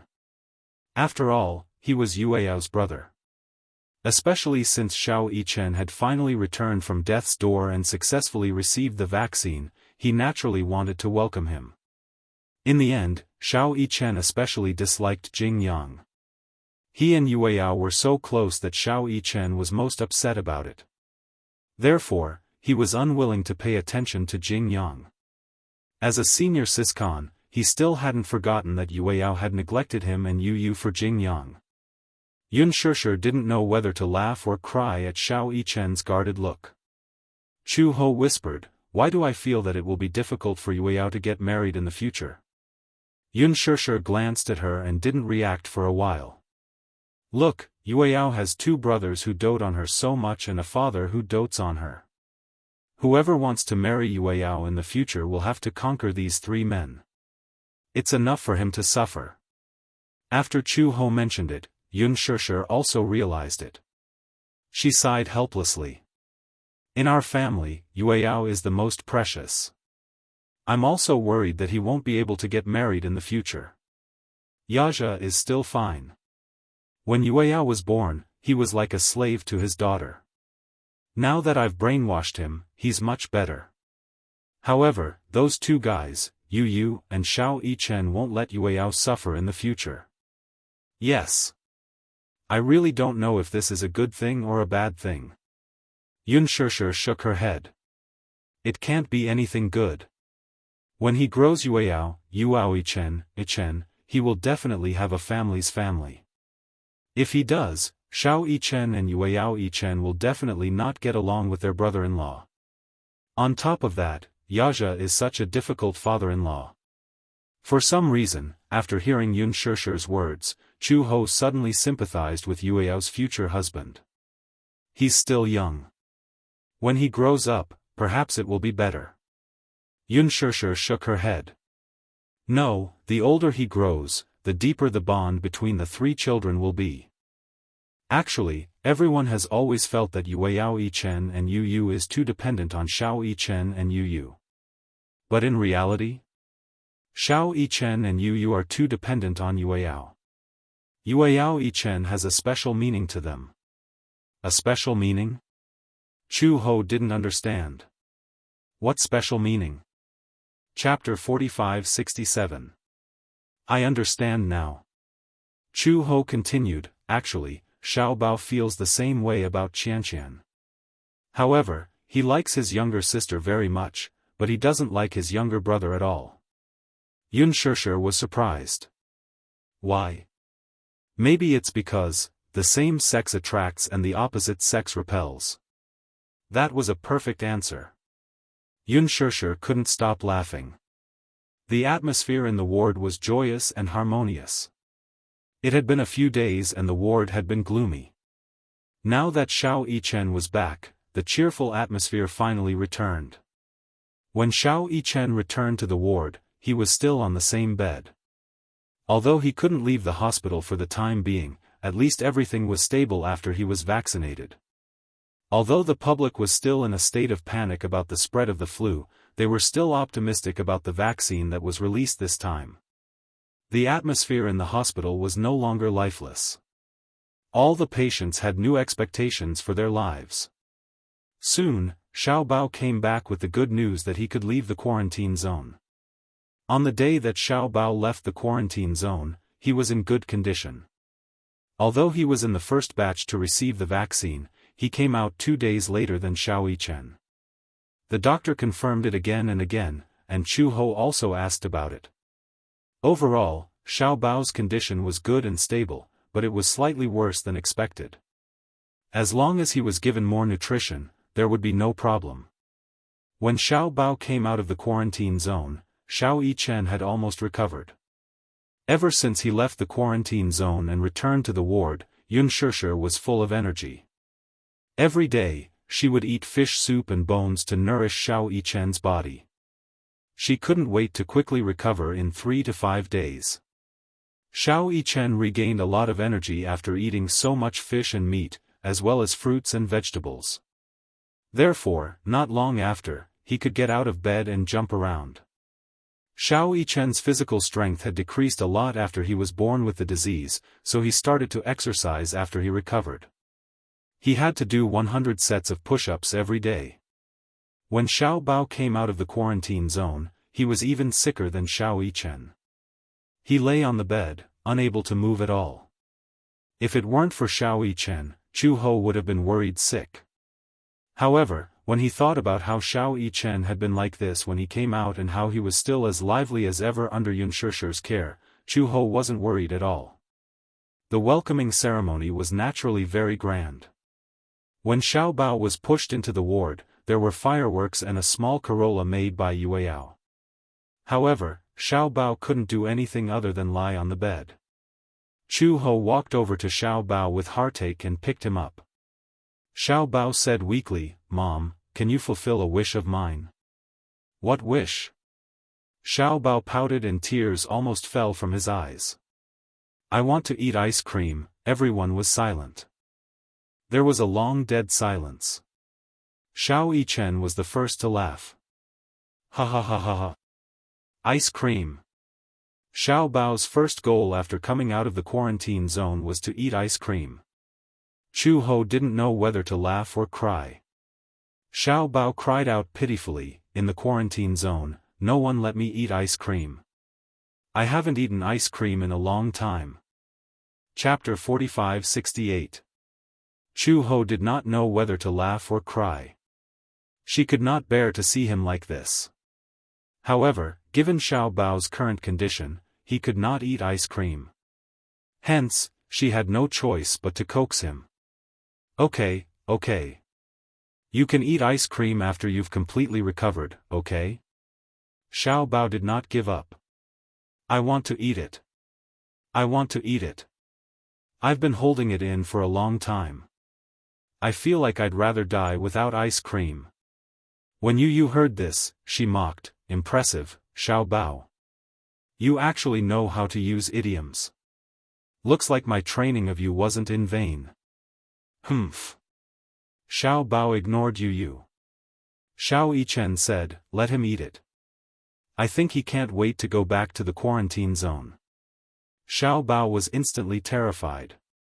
What does eating ice cream have to do with going back to the quarantine zone? The doctor didn't let you eat ice cream because if you eat it, it's cold and sweet. If your cough recurs and you develop pneumonia, you'll have to go back. Ha ha ha. Xiao Yichen said, eat it. Do you want me to buy it for you?" Yunshishir reminded him weakly, "Xiao Yichen, you can't leave the ward yet." "Then Mommy will buy it for him." Xiao Bao suddenly snorted in a fit of pique. "Forget it. I'm not eating it." Everyone smiled knowingly. Xiao Bao was probably the most cowardly and afraid of death among this group of children. There was no use in making threats and promises. If they told him directly that eating ice cream would worsen his condition, it would mean that he would have to be on countless drips and injections, and that would be enough to scare him. Xiao Bao raised his hand to show Chu Ho the dense needle marks and the residual needles on his hand. He sought comfort. "Mommy, look at my hand." After being on the drip for a long time, both his arms were slightly swollen. Due to the long period of infusion, the needle in his left hand was almost gone, so he switched to his right hand. If his right hand wasn't enough, he switched to his forehead and instep. In short, Xiao Bao felt that when he drank water, water would seep out from these densely packed needle holes. Xiao Yichen disagreed. "Tisk, tsk, tsk. How delicate. I get more injections every day than you do." "What did I say?"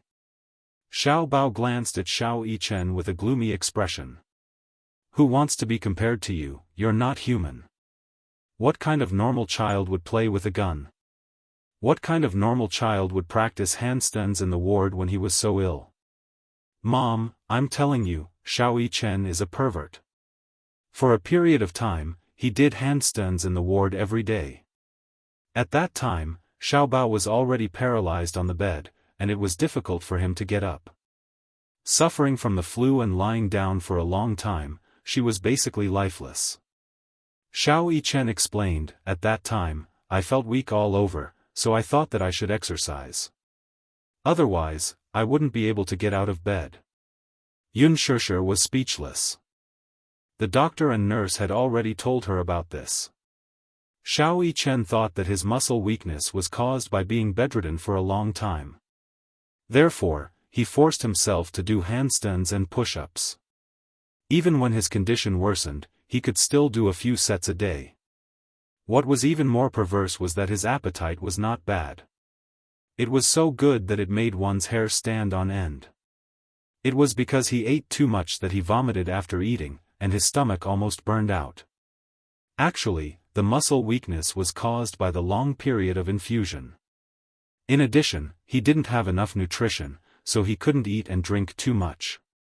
He could only eat in moderation. Chapter 45-69.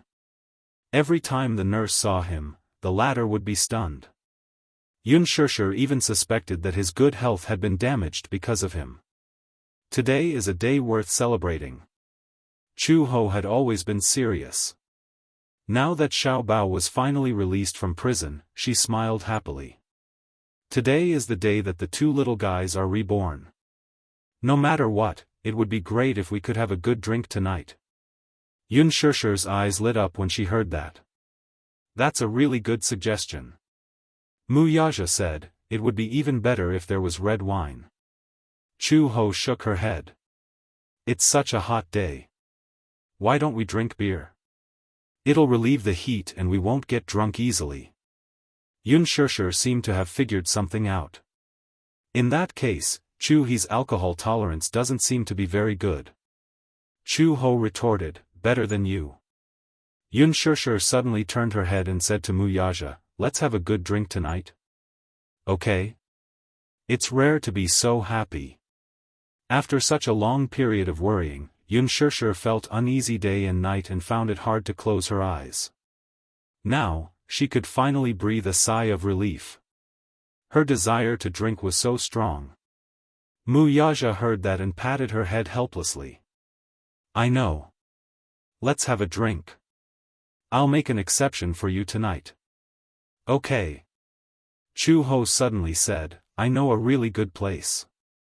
At night, it's quiet and the wind is comfortable. Also, no one will disturb you." Yun Shishir reminded him, "You can't leave the hospital." "It's in the hospital." "Where?" "You'll know tonight." Chu Ho said mysteriously. At night, Yun Shishir went to the supermarket to buy a lot of cooked vegetables. They were the kind that had been processed and could be eaten directly. Although they weren't exquisite and were relatively cheap, most office workers who didn't have time to cook would go to the supermarket to buy cooked vegetables. The taste was definitely not top-notch, but it was still not bad. After buying cooked vegetables, a case of beer, peanuts, and kimchi, the group of people entered the hospital under the cover of the big meal. Chu Ho led a group of people to the balcony of the hospital. It turned out that the perfect place she was talking about was the hospital's balcony. It was big and spacious. During the day, many doctors and nurses would wash their work clothes and dry them here. At night, all the clothes would be taken away, leaving only the bare clothes rack. After moving the clothes rack away, Xianxia spread out the soft cushions she bought on the balcony. It was a very large area, and the group of people sat on it. Xiao Yichen and Yu were the first to lie down. As the night breeze blew, they felt extremely comfortable. So comfortable. When Chu Ho heard this, he said proudly, "Comfortable, right? What do you think about this place?" Mu Yaja praised from the bottom of his heart. I'll give you a first-class merit." Everyone sat down on the cushions. Xianxia couldn't wait to put the fragrant cooked vegetables on the small table one by one.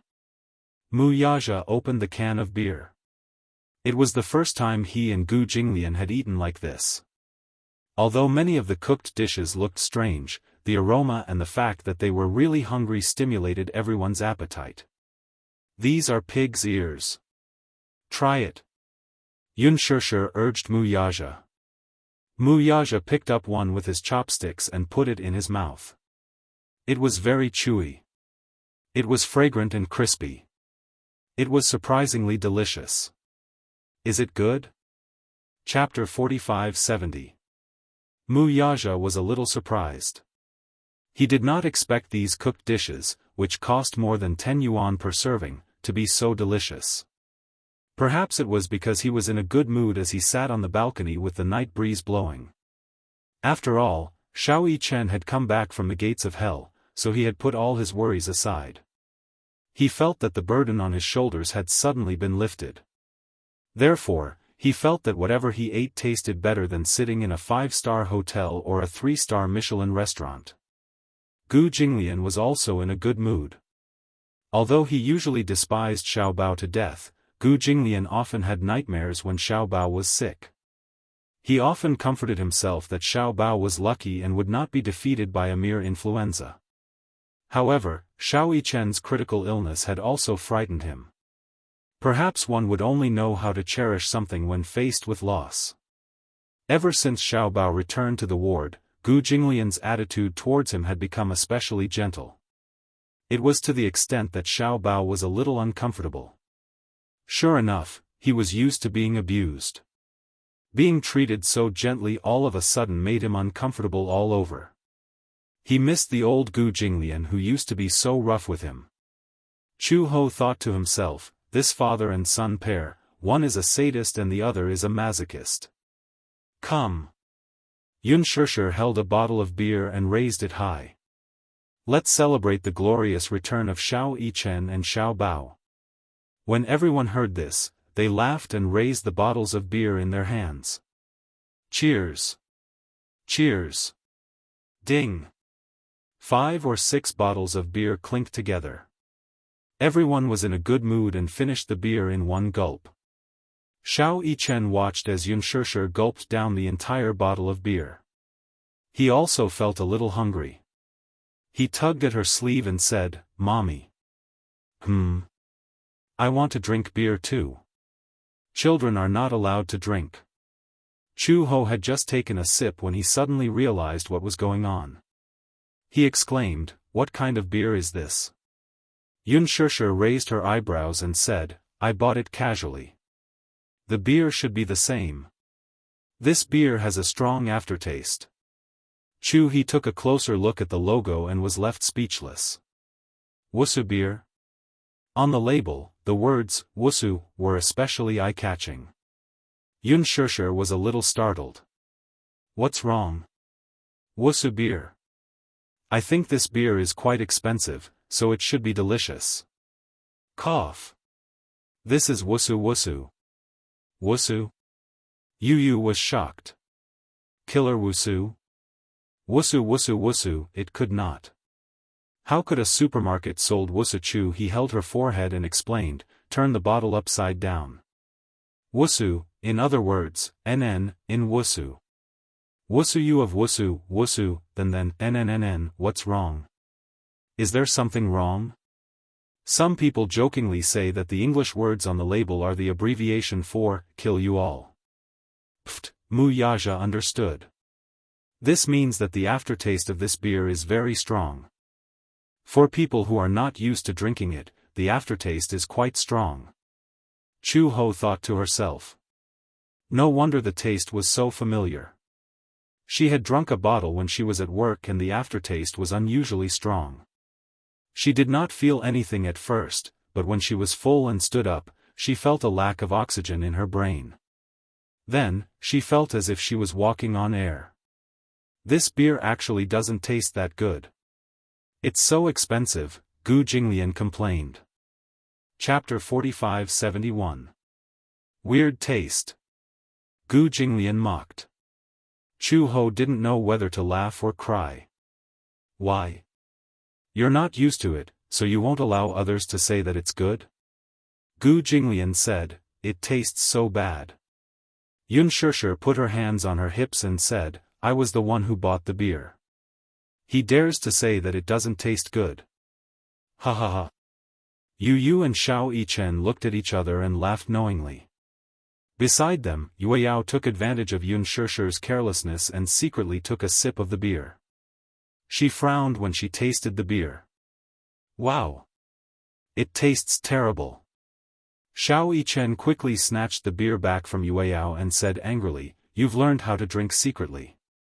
You little rascal. I thought it would taste good, but it turns out to be so terrible. Yao frowned in disdain.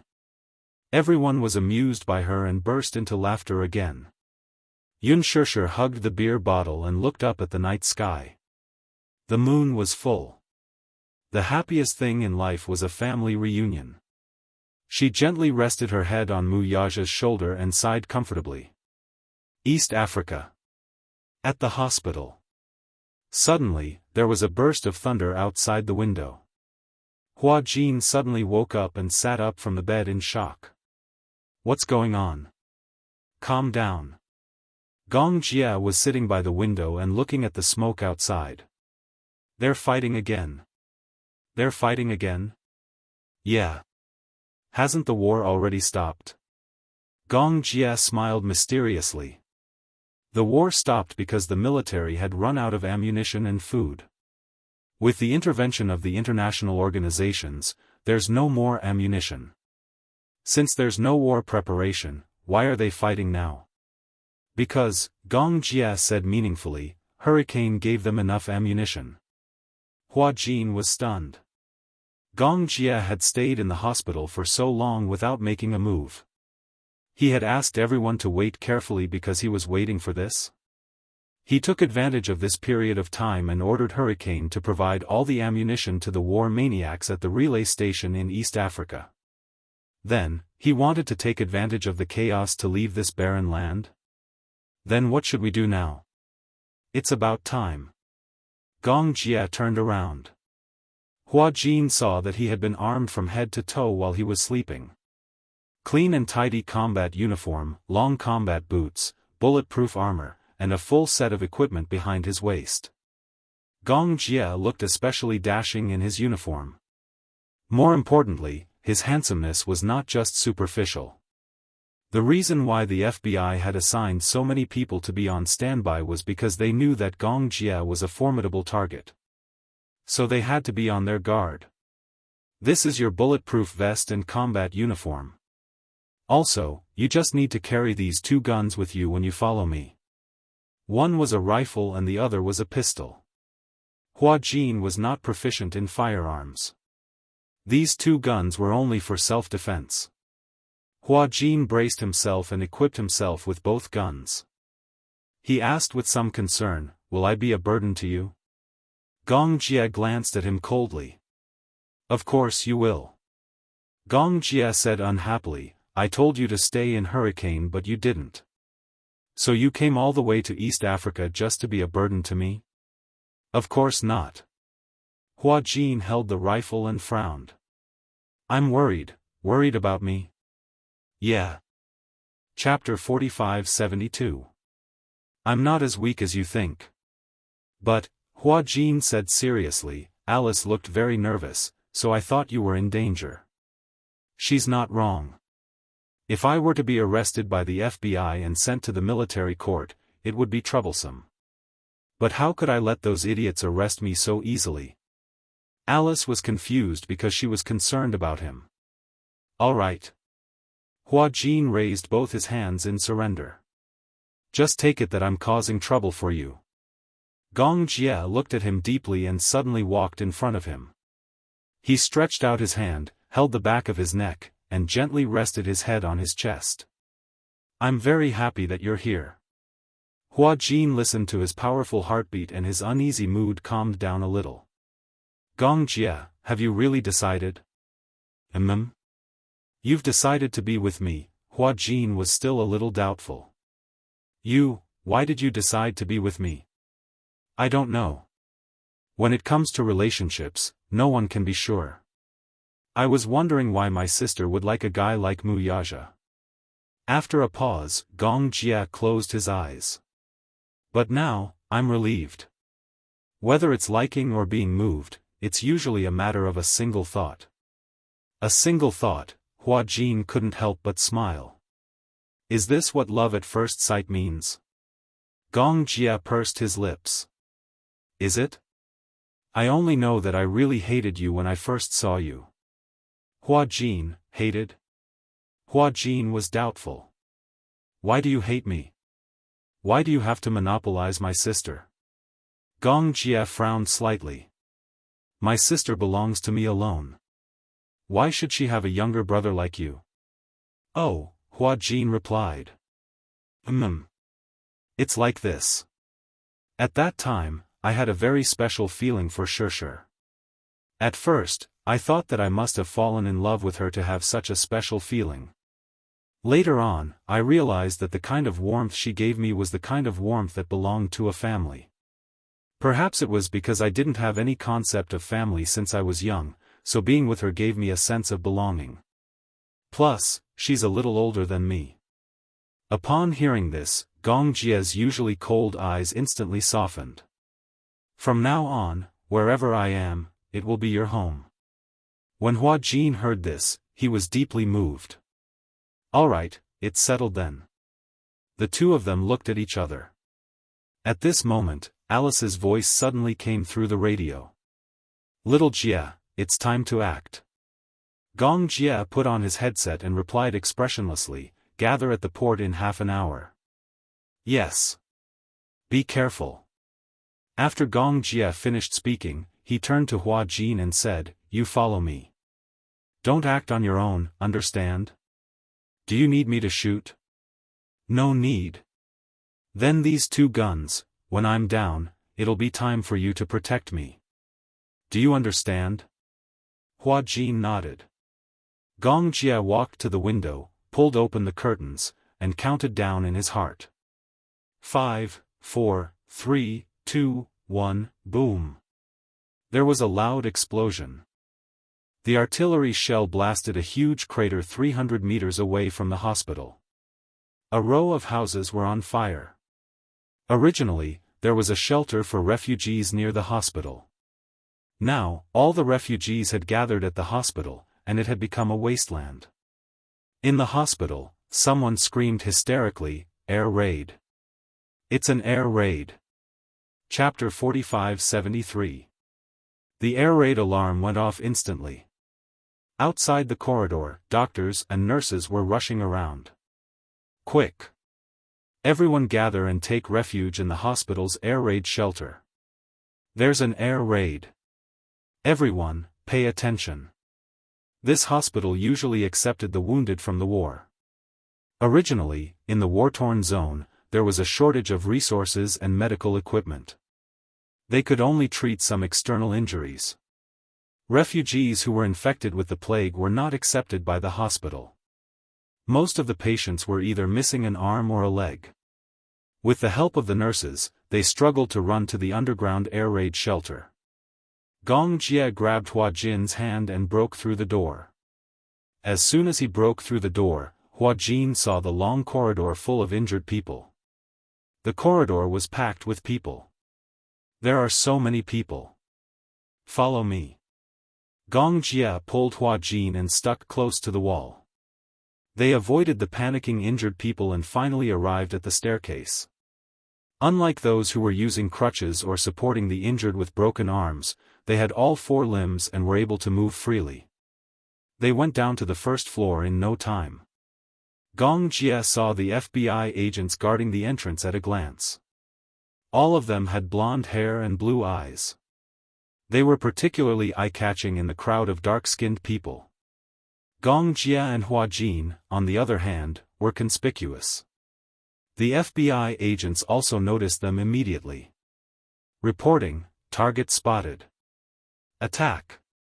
Execute the arrest plan. A few blonde men broke through the crowd and walked toward Gong Jia and Hua Jin with difficulty. Gong Jia turned around and glanced at the floor-to-ceiling window in the corridor. He pushed Hua Jin away a little. Then, with a powerful roundhouse kick, he shattered the floor-to-ceiling window. Crash! The glass shattered all over the floor. Gong Jia grabbed Hua Jin's hand and rushed out with him. Behind them, they heard American English with a New York accent. Don't hurt the refugees. Attention! Unless absolutely necessary, don't shoot. Don't hurt the target, don't hurt the innocent. When the FBI carried out their plan, they first had to comply with international security laws. No matter how special the situation was, they could not harm refugees or citizens of other countries.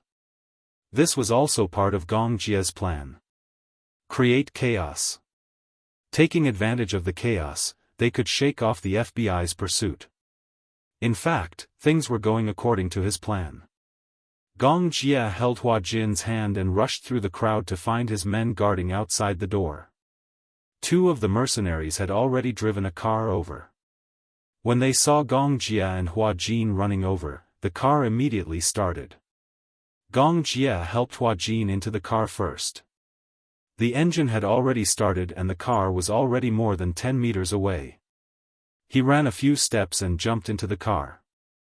With one hand on the car door and the other holding the gun, he turned around and saw the two agents chasing after him at lightning speed. He took out his gun, aimed at one of the men's knees, and shot twice.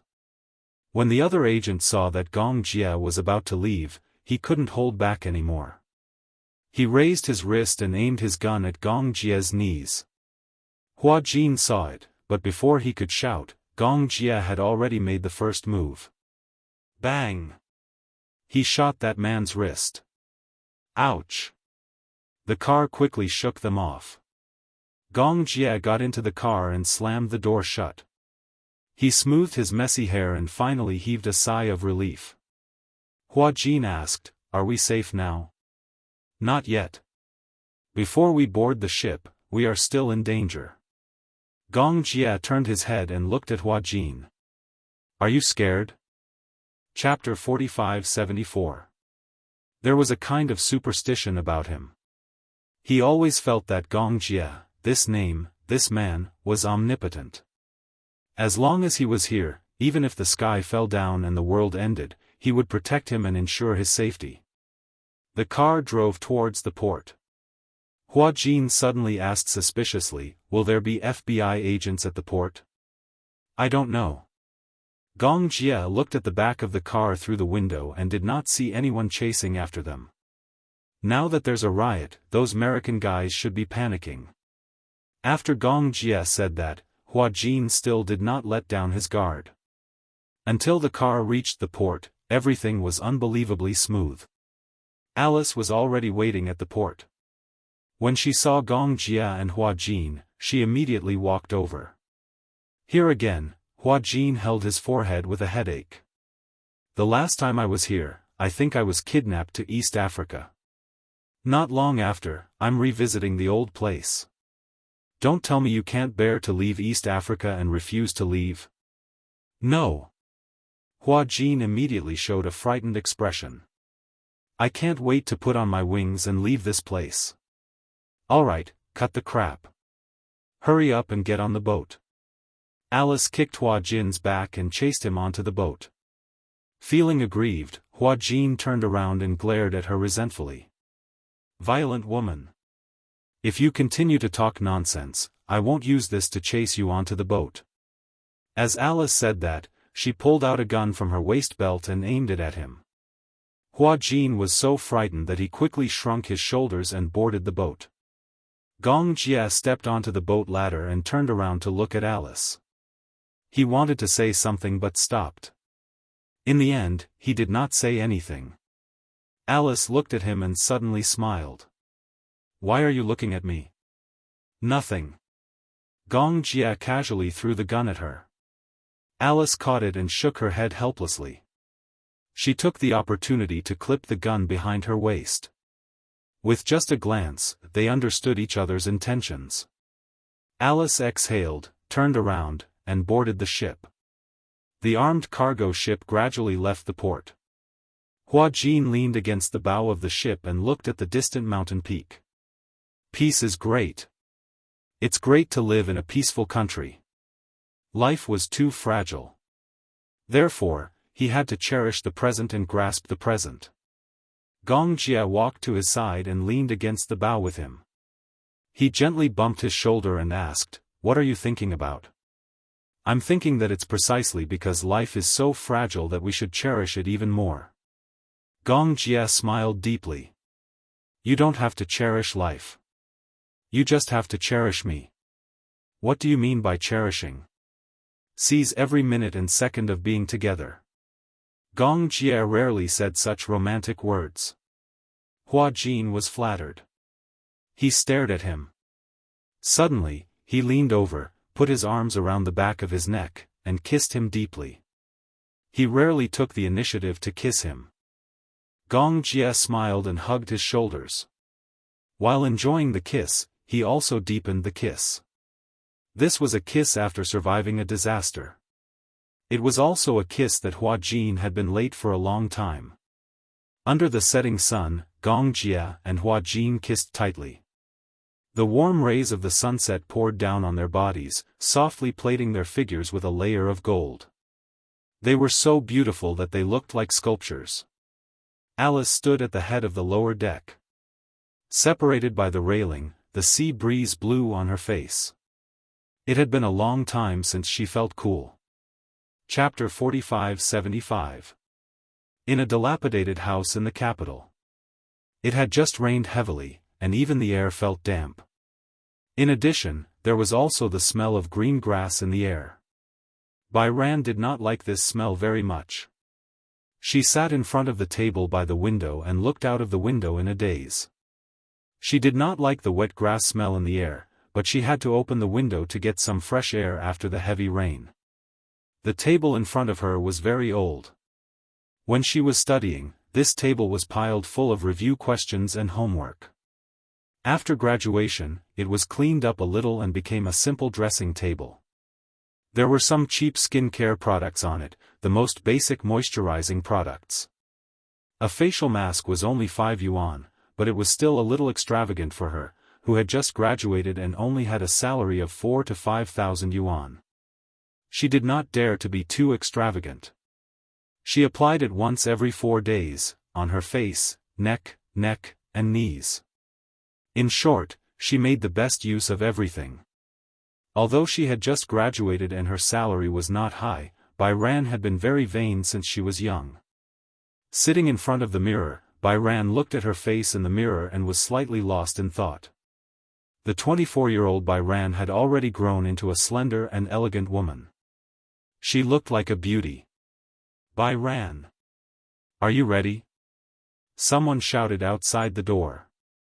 Bai Ran gently patted her face that was stiff because of nervousness and hurriedly stood up.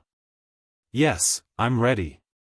She walked into the narrow living room and saw a middle-aged woman waiting for her. Seeing that she was wearing ordinary clothes, she could not help but feel a little disgusted. How can you dress like this for such a big event like a blind date? Don't you think it's embarrassing? Auntie, I don't have any nice dresses. This is the most decent one. Bai Ran paused and asked tentatively, so it's another blind date? How many blind dates have you had this week? You know. Since you know, don't let me down. You're not young anymore. It's better to get married early. Bai Ran said weakly, Auntie, I'm only 24 years old. Marriage is not urgent, right? You're not in a hurry, but I'm not in a hurry. How long do you want me to take care of you? Bai Ran's breathing suddenly became rapid. There were several times when she wanted to leave this house, but she had just started working and did not have much savings. It was not easy to save a few thousand yuan, but it was not even enough to pay the rent. The memories of his childhood were already very distant. She vaguely remembered that when she was in kindergarten, her parents had left her in a car accident, along with the child she was pregnant with. Overnight, there was only one person left in the warm home. However, the pain of losing his parents was not as deep as it had been with the passage of time. After that incident, she lived with her grandparents and returned to her hometown to study. However, when she was in junior high school, her grandfather passed away from lung cancer. On the 7th day of her grandfather's death, her grandmother died of a myocardial infarction due to the heavy blow. She died suddenly in front of her grandfather's memorial tablet. From then on, she was kicked around like a ball in front of her uncles and aunts. In the end, it was her youngest aunt who was merciful, and took her to her side, providing for her food, clothing, and education. His aunt's surname was Jiang. In order to settle down, Bai Kun temporarily followed his uncle's surname, Jiang Bai Kun. Chapter 45-76. However, after graduation, her aunt kept urging her to go on blind dates. There was a premise to this. Her aunt had a son, but he was not proficient in his studies and did not even pass high school. In the end, after graduating from technical school, he did not do a proper job and always stayed at home playing games on his computer. Little aunt had placed all her hopes on her. However, Bai Ran had just graduated from university.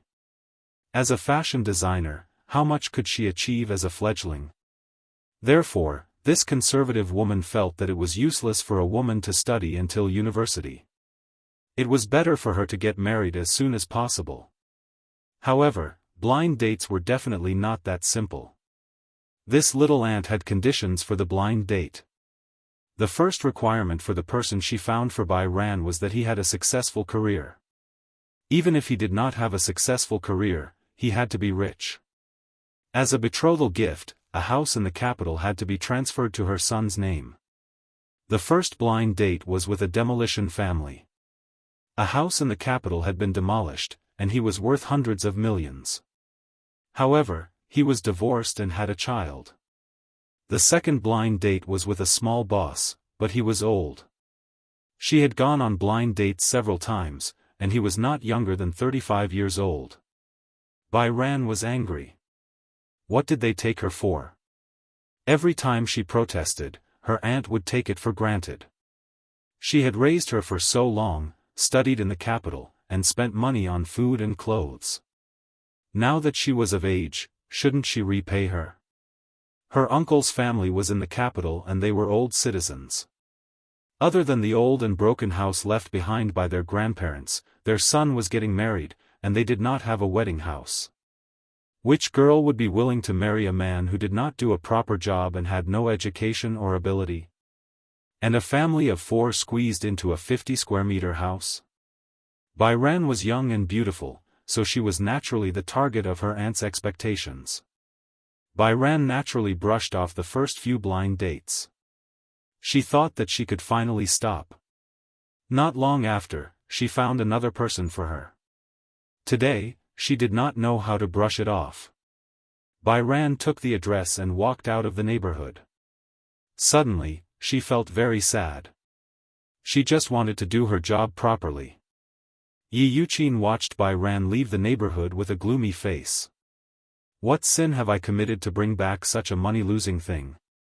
If she drives away the blind date today, I will definitely chase her out with a broom. A middle-aged man's lazy voice came from behind. What kind of person did you find for her today? Yi Yuqin turned around. She was quite satisfied at the mention of her blind date. I heard that he's the boss of a renovation company. He's quite rich and agreed to my conditions. He has seen her photo. As long as she agrees, any condition is negotiable. Who knows, she might have angered them away again. She's really capable in this aspect. She dares. Yi Yuqin was infuriated. I was having a good conversation. She dares to push me away again. They took the bus to the subway and finally arrived at the cafe in the city center after passing through the crowd. After the rain, the sun soon came out, and it became a little stuffy. This cafe was one of the more famous ones in the capital. Sitting in the cafe, Bairan added the man's WeChat and sent a message, "I'm here. Wait for me, I'll be there soon." Chapter 45-77. Temperament was really a magical thing. Just by looking at this handsome back, she could vaguely imagine that it should be a young and handsome man. She retracted her gaze and looked out of the window, only to see a middle-aged balding man hurriedly passing by the window. She looked at him until she saw him walk into the coffee shop. Suddenly, she had a bad premonition. Bairan stared blankly as the man walked in front of her and said in a very apologetic tone, Sorry, I'm 5 minutes late. Did you wait long?" No, I just arrived too." Bairan's face stiffened as she clenched her fists. She actually didn't have any expectations, but she didn't expect that her aunt would find a man of this age for her. The man politely raised his hand, tucked his sparse hair behind his ear, and sat down. "Do you want something to drink?" "I'm fine." "Milk coffee, is that okay?" "Yes." The man called the waiter over and ordered 2 cups of coffee and some desserts. Then, he turned his head and looked at the girl opposite him. It could be seen that the Bairan opposite him was young, immature, and had a hint of immaturity. Her appearance was beautiful and exquisite. Most importantly, her temperament was excellent, with a hint of scholarly aura. It was said that she was a graduate of a famous university. In that case, her brain was also very bright. For a businessman like him, when looking for a partner, he also looked at the other party's education. The man smiled and said, "Let me introduce myself first. My name is Mo Kong. I'm 39 years old this year. I've been married twice before, but I don't have any children. What about you?" Bairan lowered her eyes and didn't look at him. Bairan, 24 years old. "I just graduated." "Do you have a job?" "Yes." "Let me tell you about my general situation." The man began to introduce himself. From the renovation company he ran, the size of its scale, the annual benefits, how many apartments he had in the capital, how much the property fee was per square meter, how much the property fee was per square meter, how much the car he drove, and even the annual insurance premiums of the car would be taken out to brag.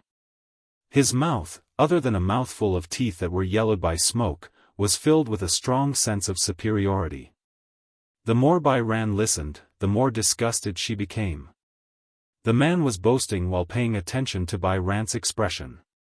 However, he didn't see any yearning or interest on her face. Instead, he saw a kind of boredom. "What happened?" The man asked with concern. "I've said so much, but you haven't told me about yourself." Bairan sighed, "Mr. Mo, to tell you the truth, this blind date with you was forced by my aunt." "Yes, I know," the man said with a knowing tone. Bairan continued, "Actually, I haven't decided to get married yet." The man's face stiffened. "You don't plan to get married? Are you rejecting me? Or, did he want to use this opportunity to raise more conditions?" Bairan took a deep breath and said, "You're very good. I can't match you. So, Mr. Mo, why don't you look for someone else for the blind date?" She wanted to end this blind date in a perfunctory manner. After she finished speaking, she was about to pick up her bag. Just as she was about to get up, the man's face suddenly darkened. "You and your aunt are singing the same tune. Are you playing with me?" "No." Chapter 45-78. Jiangbai, I think you still haven't figured it out, have you? Your aunt has told me everything about you.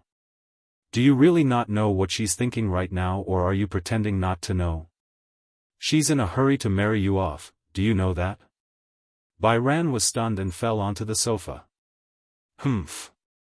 I was wrong. She's not marrying you off. She just wants to sell you to me. I'll buy it, okay? What did you say? The man knocked on the table. I heard that your cousin has never worked since he graduated from a technical school. Does your aunt have any other houses? Who doesn't want to have a house and a car when they get married now? But why don't you look at the current property prices? They're easily tens of thousands of yuan per square meter. As for me, I'm sincere. If you're willing to marry me, then as a betrothal gift, I'll give your aunt a house. This is also your aunt's request. As for you, follow me. As long as you give birth to a fat boy for me in the future, you can enjoy life with me. Bai Ran's face turned ashen. She thought that Yi Yuqin would despise her, but she didn't think that she was being sold. Was this a blind date? Was this human trafficking? A house in exchange for a wife? How could she make such an outrageous request? If it weren't for the fact that you're young, beautiful, highly educated, and have never had a boyfriend in school, with your conditions, a house of more than 10 million yuan? That's too flattering of you. The man paused for a moment, then said, I heard that you've been on a blind date a few times, and they've all been angered back by you. Your aunt has some complaints about this. It's not that I want to criticize you, but you're too willful. Your parents died early, and your aunt worked hard to raise you. Don't you know how to be grateful?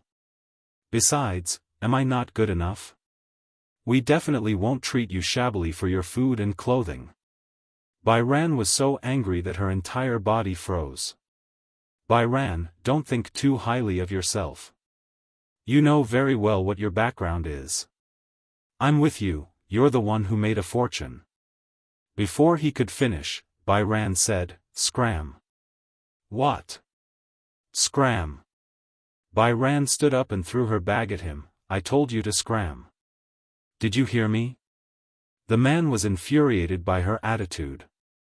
He originally wanted to scold her, but when he looked around and saw that there were so many people watching, he suddenly felt embarrassed. He spat and left without looking back. Bai Kun slumped down powerlessly. She wanted to hold it in, but more and more criticism came from around her.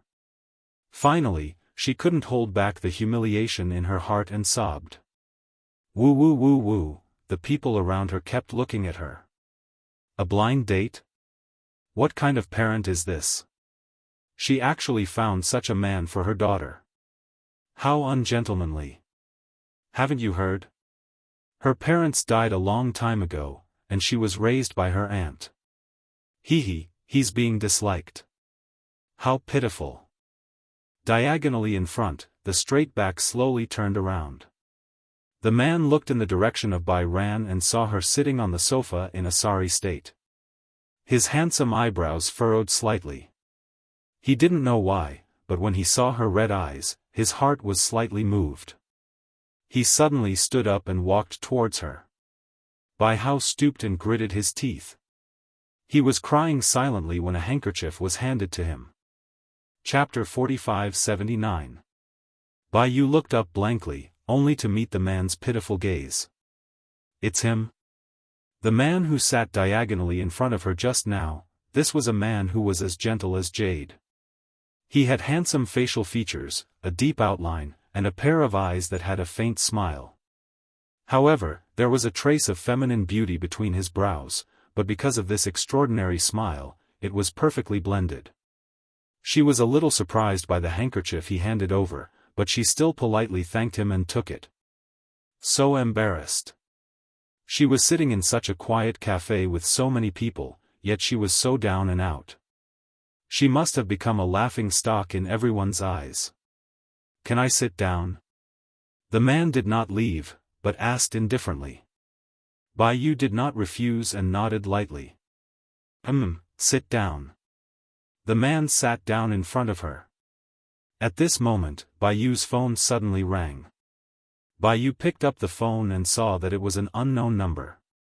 Just as she picked it up, the man's fierce voice came from the other side. Jiang Bai Yu. You made me lose face today. In the future, I won't let you have an easy time. I think you shouldn't go back. Your aunt said that if the blind date didn't work out tonight, she'll definitely chase you out with a broom. With that, the man angrily hung up the phone. Bai Yu put down the phone with a cold expression, but looked at the man opposite her with a slightly shocked expression. She pursed her lips, feeling even more embarrassed. Your name is Bai Yu? The man suddenly asked. Bai Yu was a little surprised and finally looked at her seriously. She was a little surprised by the man's surprised tone. We have met before? Oh, nothing. The man slightly curled his lips and smiled. The waiter came over and served the coffee. Bai Yu asked, Are you waiting for someone? The man looked out of the window. Same as you. Same? Bai Yu was in disbelief. Do you know why I came to the cafe? Blind date, right? The man's handsome face showed a look of understanding. But, it seems like you were forced. Bai Yu's tears gradually dried up, but she was still very depressed. When she thought about going back and facing her aunt's storm, she felt a heavy stone pressing down on her heart. The man ordered another cup of coffee. Seeing her disappointed expression, he asked, Coincidentally, I'm alone too. Do you mind? It's fine, I don't mind. Bai Yu couldn't think of a good place to go. He couldn't go home for the time being. She just wanted to sit quietly for a while. Where are your parents? The man suddenly asked. When I was very young, they died in a car accident, Bai Yu said quietly. It wasn't until later that I heard from my grandmother that my mother was pregnant at that time. In fact, not only did I lose my parents, I also lost a younger brother or sister. She didn't know why, but chatting with this man made her feel relaxed. Therefore, with this topic, it was as if she was pouring out her grievances to him. She poured out all the oppression and pain that she had endured since she was young. Chapter 45-80. The man listened silently, like a loyal listener. Bai Ran said sadly, I know it wasn't easy for her to raise me since I was young, but did she never have any selfish thoughts about me? My cousin couldn't study well, so she placed all her hopes on me. I also promised her that no matter what happened in the future, I would take care of her until she died. But I just graduated not long ago, and my job is just the beginning. How can I have great achievements after graduating? My aunt probably finally lost her patience and is anxious to marry me off. That's fine, but she actually asked for such an outrageous condition. She was wondering why her blind date partner was getting older and had a worse attitude each time. If it wasn't for today, she really wouldn't know that she was being ruthlessly schemed against by her aunt. The man suddenly asked, What do you think about marriage? Bai Ran gently rubbed the handle of the coffee. Actually, I've never had any illusions about marriage. My future husband doesn't need to be too rich, nor does he need to have a wealthy identity. Even if he rents a house, it's fine as long as he gives me a home and doesn't let me wander around. The man was puzzled. But didn't your aunt ask your future husband to buy her a house? I won't compromise on this matter. Bai Yu tried to restrain himself. Since she raised me up, I won't argue with her about anything. But if she wants to use my marriage to exchange for this house, I'll definitely not do it. The man raised his eyebrows slightly, and his jade-like face suddenly raised a touch of probing. Then, what do you think of me? Bai Ran looked up in confusion. The man stared at her eyes seriously and said word by word, Let's get married. Are you willing? Bai Ran widened her eyes slightly, and her breathing stopped slightly. Creak, the rusty iron door was pushed open, and Bai Ran's weak voice could be heard. I'm back. Returning home from the crowded subway station during the evening rush hour, she was already exhausted. Yi Yuqin walked out of the kitchen wearing an apron. She rubbed her hands on the apron and looked expectant. How was the blind date this time? Bai Hao didn't answer. Instead, he wore a lukewarm expression. Auntie, where did you keep the household register? Household register? Yi Yuqin did not hide her surprise when she heard that Bai Ran wanted to take the household register. Did this mean that the blind date was a success? Otherwise, what was the point of using the household register? Asking for the household registration booklet meant that they were going to get the marriage certificate. She had never expected this development.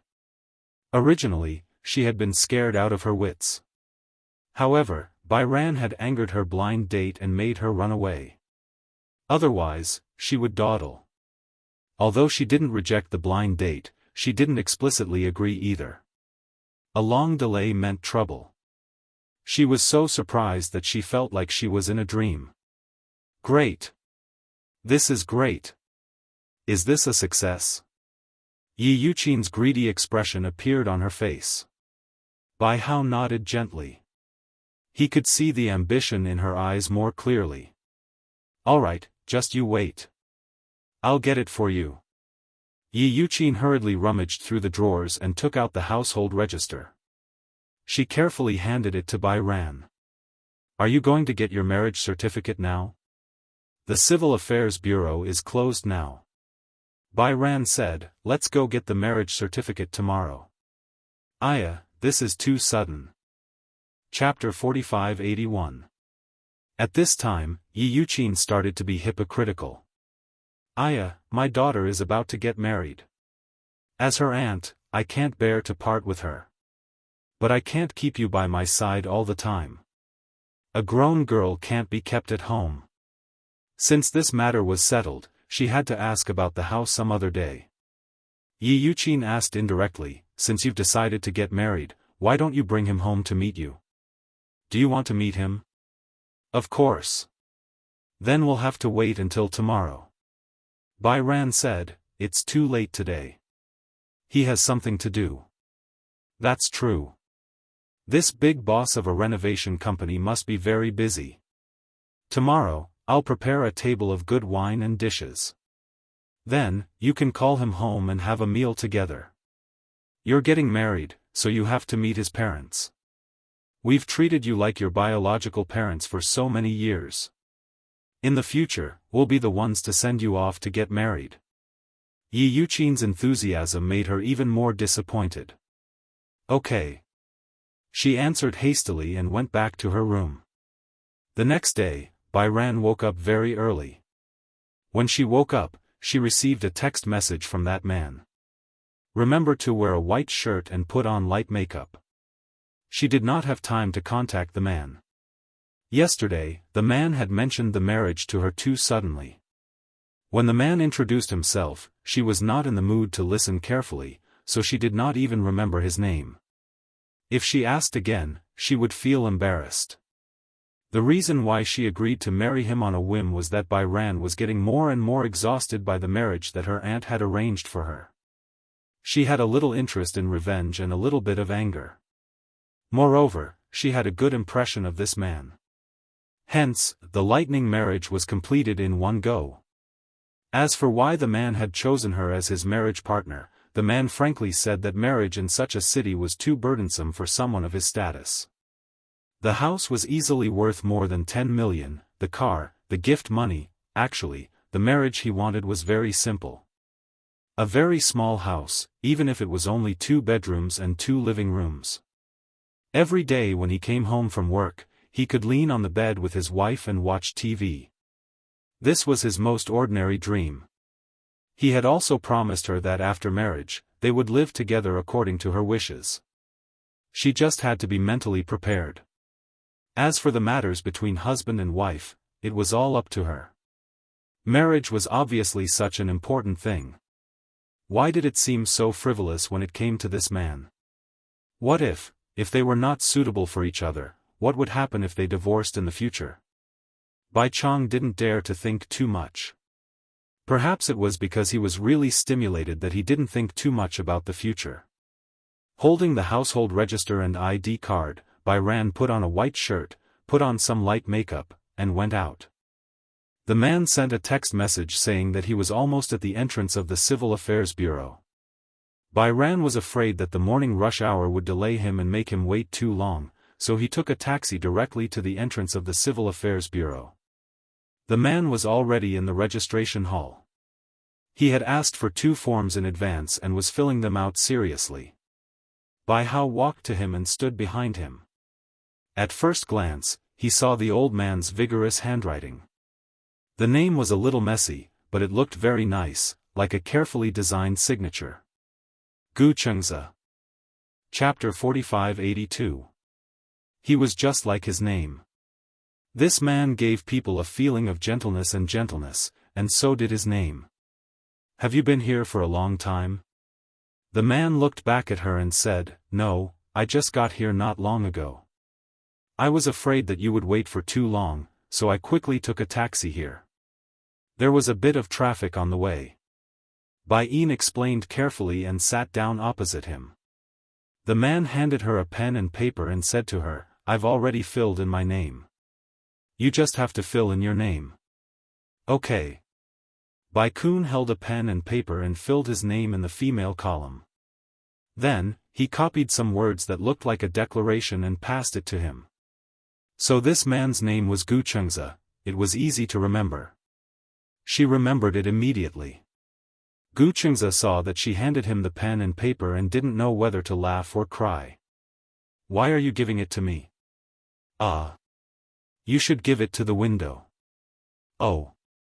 Bai Yin stood up in a panic and was about to walk to the window when the man called out to her again. Wait. What's wrong? Gu Xianxia stood up and walked to her side. He was 185 meters tall, and his aura was almost a notch above hers. She had been sitting down yesterday, so she didn't realize that he was so tall. Because they had said goodbye at the cafe, she didn't notice his height. He had been sitting down since he entered the registration hall, so she didn't have the chance to see him. She didn't expect him to be so tall. Also, from her angle, his side profile was unbelievably exquisite. She had never seen a man with such exquisite features in the real world. The man did not notice her scrutiny. Instead, he took the application form from her hands and handed it to the window. After exchanging a few words with the staff, he turned around and said to her, Did you bring your household register and ID card? Yes, Bai Yin gave him all the documents and asked, I also brought the cost of the production. It's fine. How can I let my wife pay for this? The man said as he took out his wallet. However, the word wife made Bai Yin lower her head shyly. She didn't know where to look. Suddenly, she realized that it seemed unnecessary to keep questioning her choice on the way here. This man seemed to be a good marriage partner. All along, they had been dating before getting married. After dating for so long, once they got married, it was very easy for their marriage to go wrong and fall into crisis. Then, a marriage without any understanding must be even more dangerous, right? She didn't know anything about this man. Although she had never been in a relationship before, he gave her an unprecedented sense of security. Most importantly, if she got married, it would mean that she would have her own little family in the future. She didn't know if this feeling was reliable or not. All right. The man suddenly interrupted her thoughts and said to her, Let's go take some photos. Bai Chong came back to his senses and nodded. He took back his ID card and household register and walked to a room with the man. The photographer stood behind the camera and directed the two of them to sit in front of the red background. The man deliberately wore a white shirt, which was similar to her style.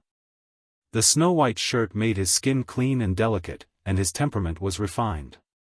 Chapter 4583. Both of you should sit closer together. Smile, woman, you should smile too. Today is a big day, don't be so stiff. Be more natural. Yes, yes. Your smile is too stiff. The man is holding the woman's shoulder. Gu Xianxia raised his hand and gently put it on Bai Ran's shoulder. Bai Hao tried hard to ease his tense mood. Finally, he showed a natural smile. Okay. That's it. Hold it for 3 seconds, 3, 2, 1. Snap. The cameraman took a few photos and put down the camera. He walked over and congratulated Gu Chengza and Bai Ran.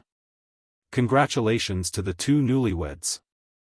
After the photo shoot, Bai Ran and Gu Chengza walked out of the room and sat on a long bench, waiting for the certificate to be completed. There was a long silence between the two of them.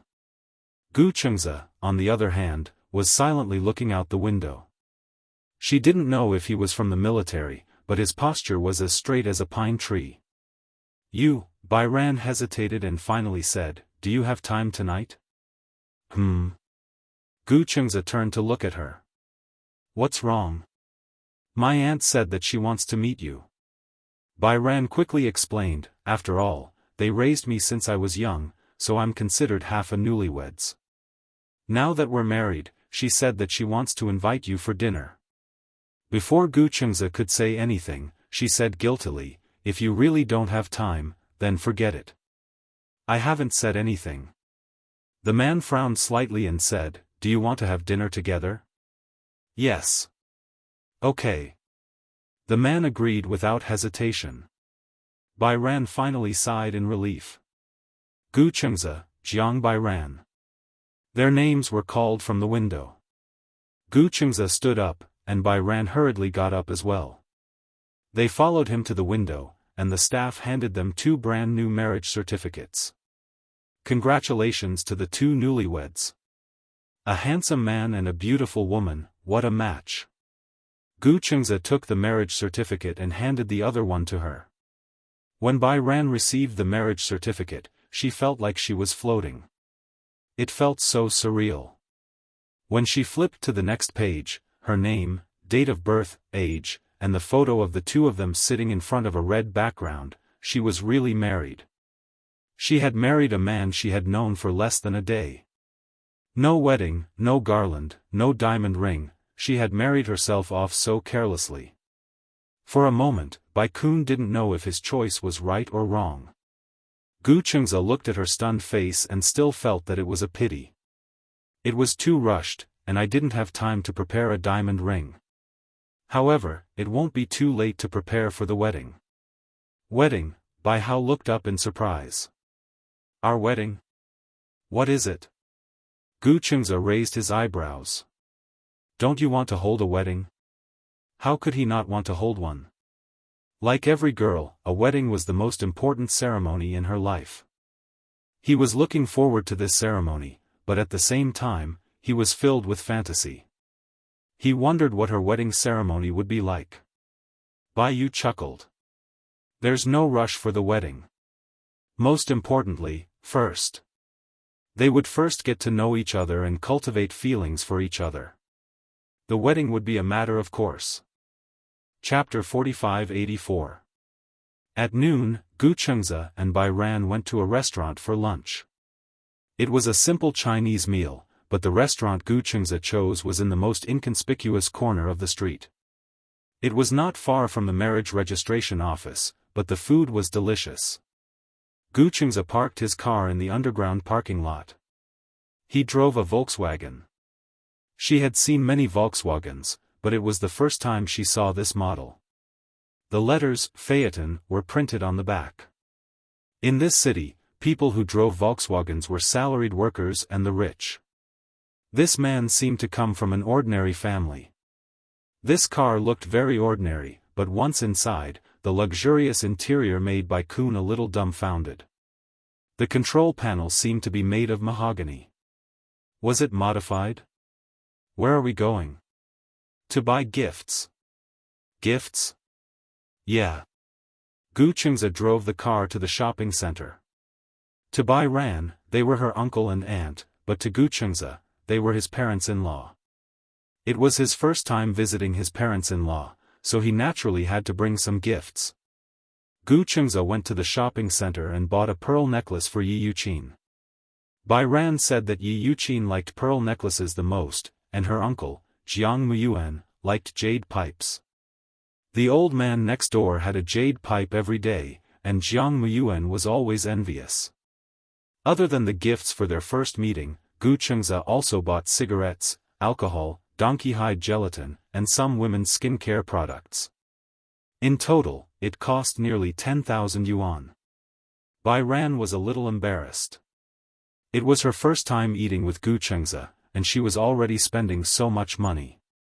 When it was time to pay, Bai Ran looked at the number on the meter and felt her scalp tingle. She looked at Gu Chengza's back with guilt and said nervously, "This time. I've made you spend so much money." Gu Chengza turned around and was stunned, but he smiled. "What do you mean by spending money? It's my first time meeting my parents-in-law, so I have to be polite." Bai Ran was secretly touched by his thoughtfulness and courtesy. She wondered if her aunt would be satisfied with him when he returned home. Would she let her go? Marrying this man seemed to be the most rebellious thing she had ever done in her life. Due to the fact that her aunt had brought her up, no matter how harsh her aunt was to her, she was used to accepting it.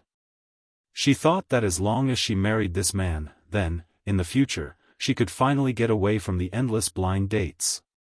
She admitted that when she was with him, he was like a safe haven. When he got home, Gu Chengza parked the car in front of the neighborhood. When he got out of the car, he looked at the shabby neighborhood that was obviously built in the last century and was slightly surprised. Did she live in this place? My house is in this building. Bai Ran pointed at a building in front of him shyly and said, but there's no elevator. We have to climb the stairs. I'm fine. Gu Chengza picked up the gift and said to her, let's go upstairs. He followed behind her and walked up the stairs. However, in the narrow corridor, other than being crowded, the corners were filled with cobwebs, and the originally white walls were covered in dust.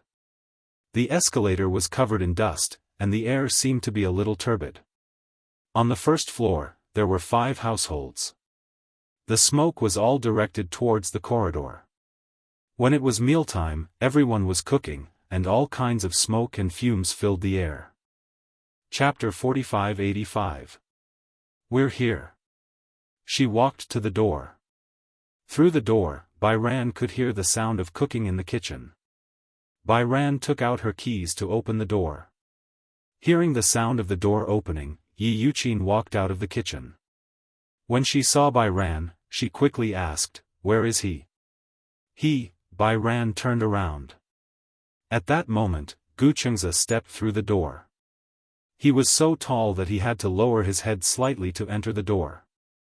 It felt like he would hit the door frame. His tall height made the whole house seem even shorter.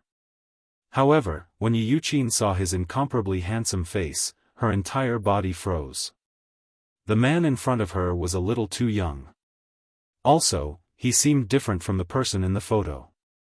The owner of the renovation company in the photo was bald and old. What about the man in front of her? He was even better looking than the male celebrities on TV. More importantly, he had an inexplicable aristocratic aura. However, Yi Yuqin quickly pulled Bai Ran aside and asked suspiciously, who is this person?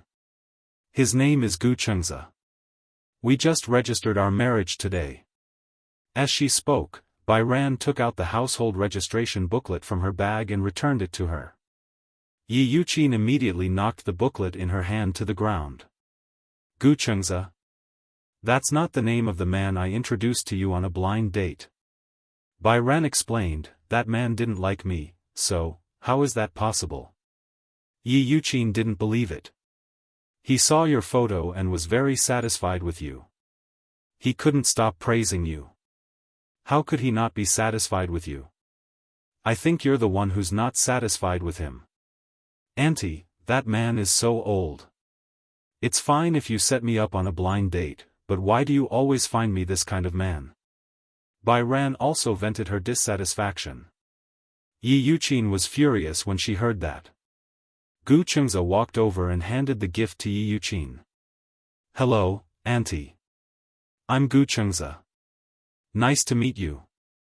Yi Yuqin looked at him, but she was so angry that she couldn't say anything. She ignored Gu Chengza and pulled Bai Ran into her room. After closing the door, she pushed Bai Ran to the wall and asked fiercely, so, You said you want to get married with the household registration booklet. You want to marry this man? Yeah. So? Yi Yuqin panicked. Have you registered your marriage? Yes.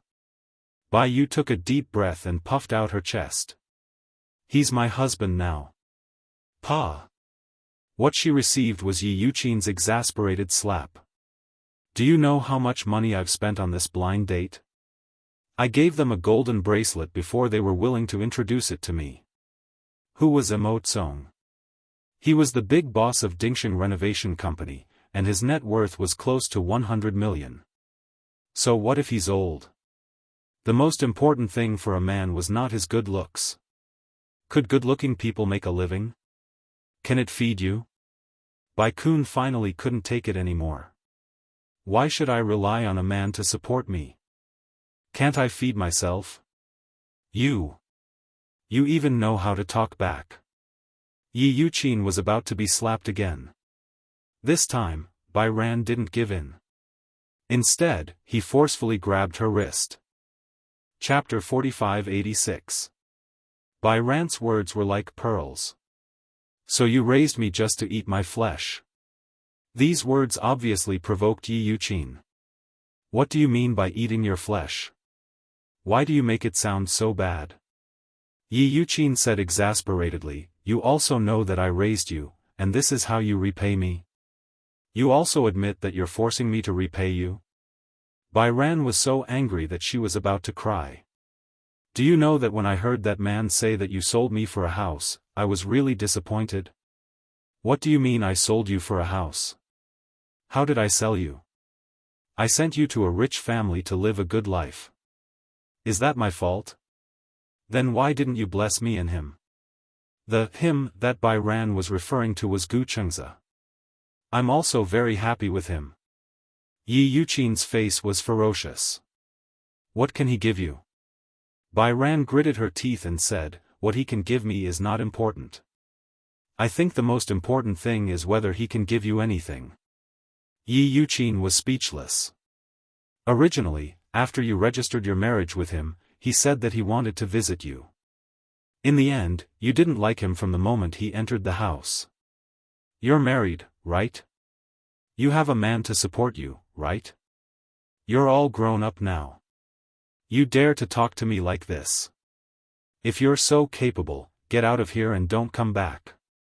Yi Yuqin pointed at the door in a threatening tone. Bai Ran looked at her deeply and suddenly sneered. Fine. I'll leave. She had heard this countless times. Finally, this time, she was disheartened. Yi Yuqin did not expect that the soft and cowardly Bai Ran would know how to resist her. She turned around, opened the door, and walked to Gu Chengzi. Gu Chengzi's expression did not look good. Because he heard the argument between Bai Ran and Yi Yuqin. Seeing Bai Ran walk out, he walked over worriedly and blurted out, Ran. Bai Ran looked at him in surprise. Gu Chengzi immediately asked, are you okay? Bai Ran ignored the surprise in her heart and shook her head. I'm fine. She bent down and picked up the gifts that Gu Chengzi had bought for her uncle and aunt. She said to him, let's go. Gu Chengzi understood what she meant. He reached out to hold her hand and walked towards the door. Yi Yuqin was so angry that she couldn't swallow her pride. She walked to the door, looked at their backs, and said fiercely, if you want to chase them away, don't come back if you have the guts. Bai Yan walked away without looking back. Yi Yuqin was almost angered to death by her decisiveness, but she couldn't bring herself to ask her to stay, so she could only stare helplessly. The car shuttled through the traffic in the city center. Bai Hao sat in the car, silently looking at the street outside the window. Gu Chengzi circled the park again and again. Suddenly, he asked, where are we going? Let's find a hotel. Hotel? Gu Chengzi didn't know whether to laugh or cry. Why are we going to a hotel? With him around, why did she have to go to the hotel? Bai Ran explained, with my aunt's condition, she won't be able to return home for a while. Idiot. The car suddenly stopped at a crossroad. Gu Chengza turned around and looked at her seriously. Now, we're already married. Whether it's from a legal or other perspective, your home is where I am. That place is no longer your home. Chapter 4587. Gu Chengza reached out and caressed her cheeks. Good girl, come home with me. She blushed and lowered her head. She ran her fingers through her hair. But I look so pathetic. Also, I haven't officially met your parents. My parents don't live with me. Gu Chengza said, I live alone. You live alone? Yes. But, I'm not mentally prepared yet. Although they were married, living with a man, it seemed too unexpected. She was not mentally prepared at all. Gu Chengza smiled knowingly. Don't worry, there are 2 bedrooms. You can sleep wherever you want. By the way, if you're free tomorrow, you can bring your luggage over. Gu Chengza paused and asked, do you have any other luggage? Actually, I don't have any luggage. Bai Yian smiled bitterly. After what I did tonight, with my aunt's personality, she will definitely cut my clothes into pieces. She had left in a hurry just now. She should have taken the opportunity to pack her clothes and take them away. Other than clothes and a bunch of skincare products, she did not seem to have anything particularly valuable. Gu Chengza heard and smiled. If it's clothes, you can buy new ones. Then tomorrow when we get home later, take a shower first and tell me your measurements. The mall is downstairs. Only then did Bai Yu nod. She did not seem to know much about this man. In her impression, he should be a high-class white-collar worker who lived in an ordinary neighborhood. However, looking at his temperament, it did not seem so. Bai Yian and Gu Chengza walked to the entrance of an apartment. The apartment was above the shopping mall. It was a commercial and residential apartment.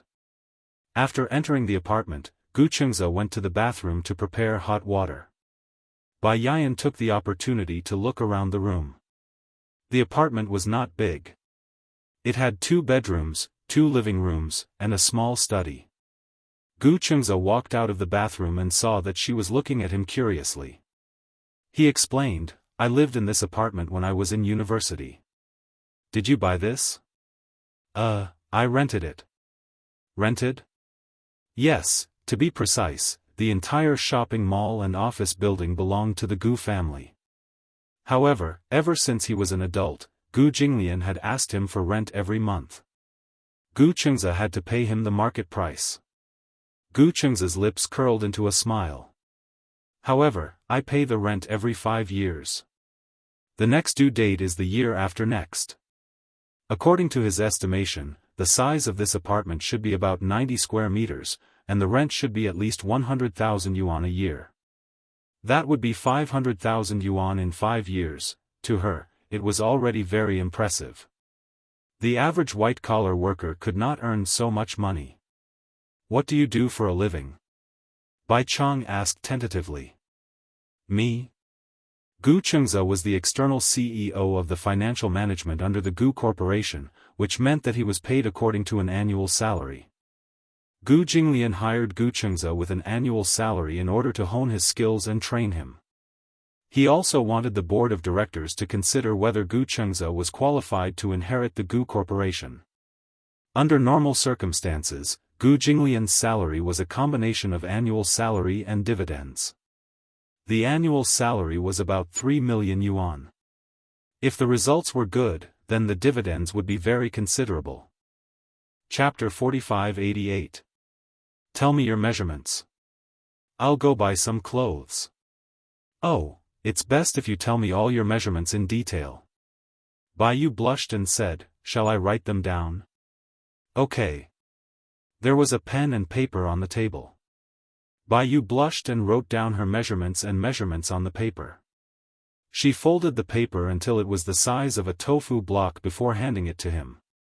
Gu Chengza smiled when he saw her put the folded tofu block in her hand. Don't worry, I won't peek. Bai Yu blushed even more when he said that. Gu Chengza left the room. Bai Yu entered the bathroom. The water was almost full. She took off her clothes and stepped into the bathtub. The moment the warm water enveloped her, she let out a sigh of contentment.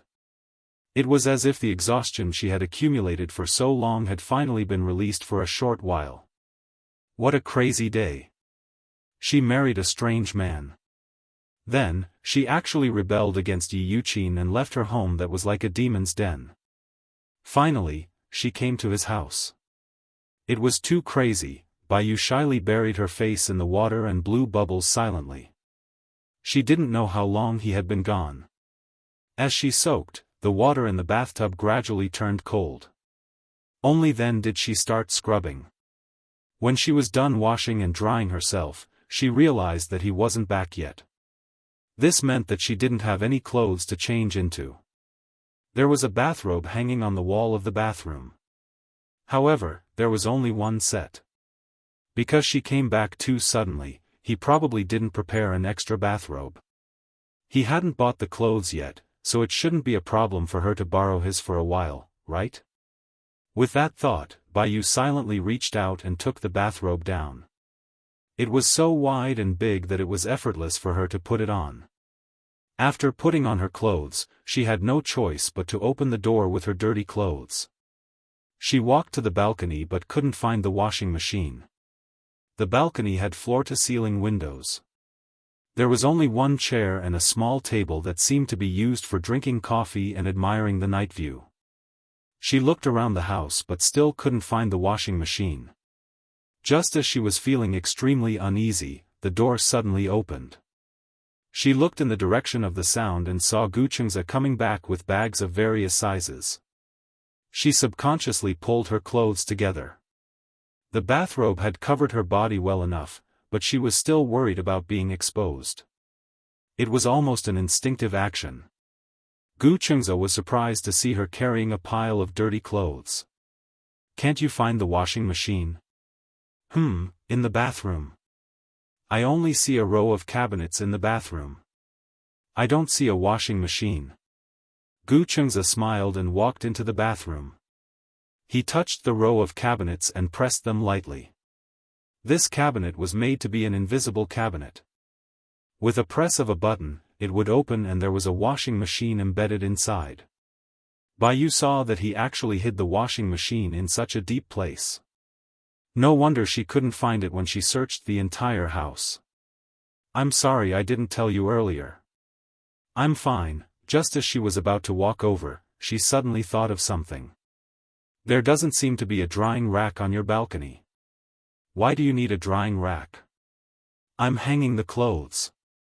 Baiyu didn't know whether to laugh or cry. "Otherwise, how do you dry your clothes?" "The clothes will dry as soon as they are taken out of the washing machine." "Ah, is that so?" It sounded like it was quite advanced. Chapter 4589. Gu Chengze said, "I don't like to dry clothes on the balcony. When I bought the electrical appliances, they said that this washing machine has a disinfectant belt to dry it. You just have to fold it and put it in the closet." While he was talking, Bai Ran was silently studying how the washing machine worked. So far, Yi Yuqin had been using an old-fashioned washing machine with 2 barrels. This washing machine was a little old. According to Yi Yuqin's personality, these electrical appliances were basically not replaced unless they were broken. There was no other reason why the washing machine was especially durable. The electrical appliances at home had not been replaced for a long time. Therefore, Bai Ran had only seen this washing machine before, but she did not know how to use it. Gu Chengze saw her uneasiness and guessed that she did not know how to use it. So, he thoughtfully turned on the washing machine, took the clothes from Bai Ran, and put them in. "Thank you, I bought you a lot of clothes, including pajamas. Do you want to try them?" Bai Ran nodded. She carried the bags into the room and saw that the tags had been removed. The packaging was also the same as the shopping malls, so she could not tell what brand it was. However, just by touching the texture of the material, she could clearly feel that the material was very good. It was very comfortable and light. This price should not be cheap. She had always been wearing clothes that were very flattering. There were many street shops near the market where she used to live. The clothes sold were at least 10 yuan and at most 100 yuan. It was very affordable. The clothes that Yi Yuqin bought for her were all bought from here. Yi Yuqin was very particular. The clothes she bought for herself were more than 200 yuan, but the clothes she bought for her were at most 100 yuan. Actually, Bai Ran understood. After all, the Jiang family was not rich. It was good enough that she did not wear other people's leftovers. She felt that Yi Yuqin had adopted her out of love and responsibility. However, slowly, the responsibility became heavier. After all, it was not as simple as having an extra pair of chopsticks to feed another family. One had to know that besides studying, food and clothing, one more person would also be a big burden for a family. After Bai Ran started working, the situation improved. Yi Yuqin no longer gave her money. She even scrimped and saved to subsidize the family. Even so, Yi Yuqin was always in high spirits to go on blind dates for her. Forget it. Don't think about these things anymore. Bai Hao didn't want to recall these things. He picked up a random piece of clothing and looked at it. He was a little surprised. She originally thought that this man probably had a straight man's aesthetic, and the clothes he bought wouldn't be very nice. At most, they would be decent. However, the clothes he bought were all quite nice. She was holding an A-line dress in her hand. Slowly, she looked like a young lady. Bai Kun could not bear to part with it. It seemed that this was the most decent dress she had ever worn since she was a child. However, he must have spent a lot of money to buy so many clothes for her. Bai Chong felt guilty when he thought about it. The clothes he bought were enough to last her for a season. Bai Ran changed into the clothes. Outside the door, Gu Chengza asked softly, "Do the clothes fit?" "Yes." "Come out and show me." "All right." Chapter 45-90. It was a look of amazement and admiration. Gu Chengza looked her up and down and raised his eyebrows. Very beautiful. He had brought her size to buy clothes. Because he had not tried them on, he could not help but worry that the clothes he bought would not fit well, would be uncomfortable, or would not look good. "How's the fit?" "It's very tight and light." "It's quite comfortable." Bai Yan carefully probed, "Is this expensive?" "It's not expensive. It was only a few thousand yuan each." However, Gu Chengza did not say anything. He knew that with Bai Yan's personality, she would probably feel bad about it. Therefore, after buying all the clothes, he specially ordered the manager to remove the tags and change the packaging so that she could not see the brand or the price. This way, she would at least feel at ease wearing it.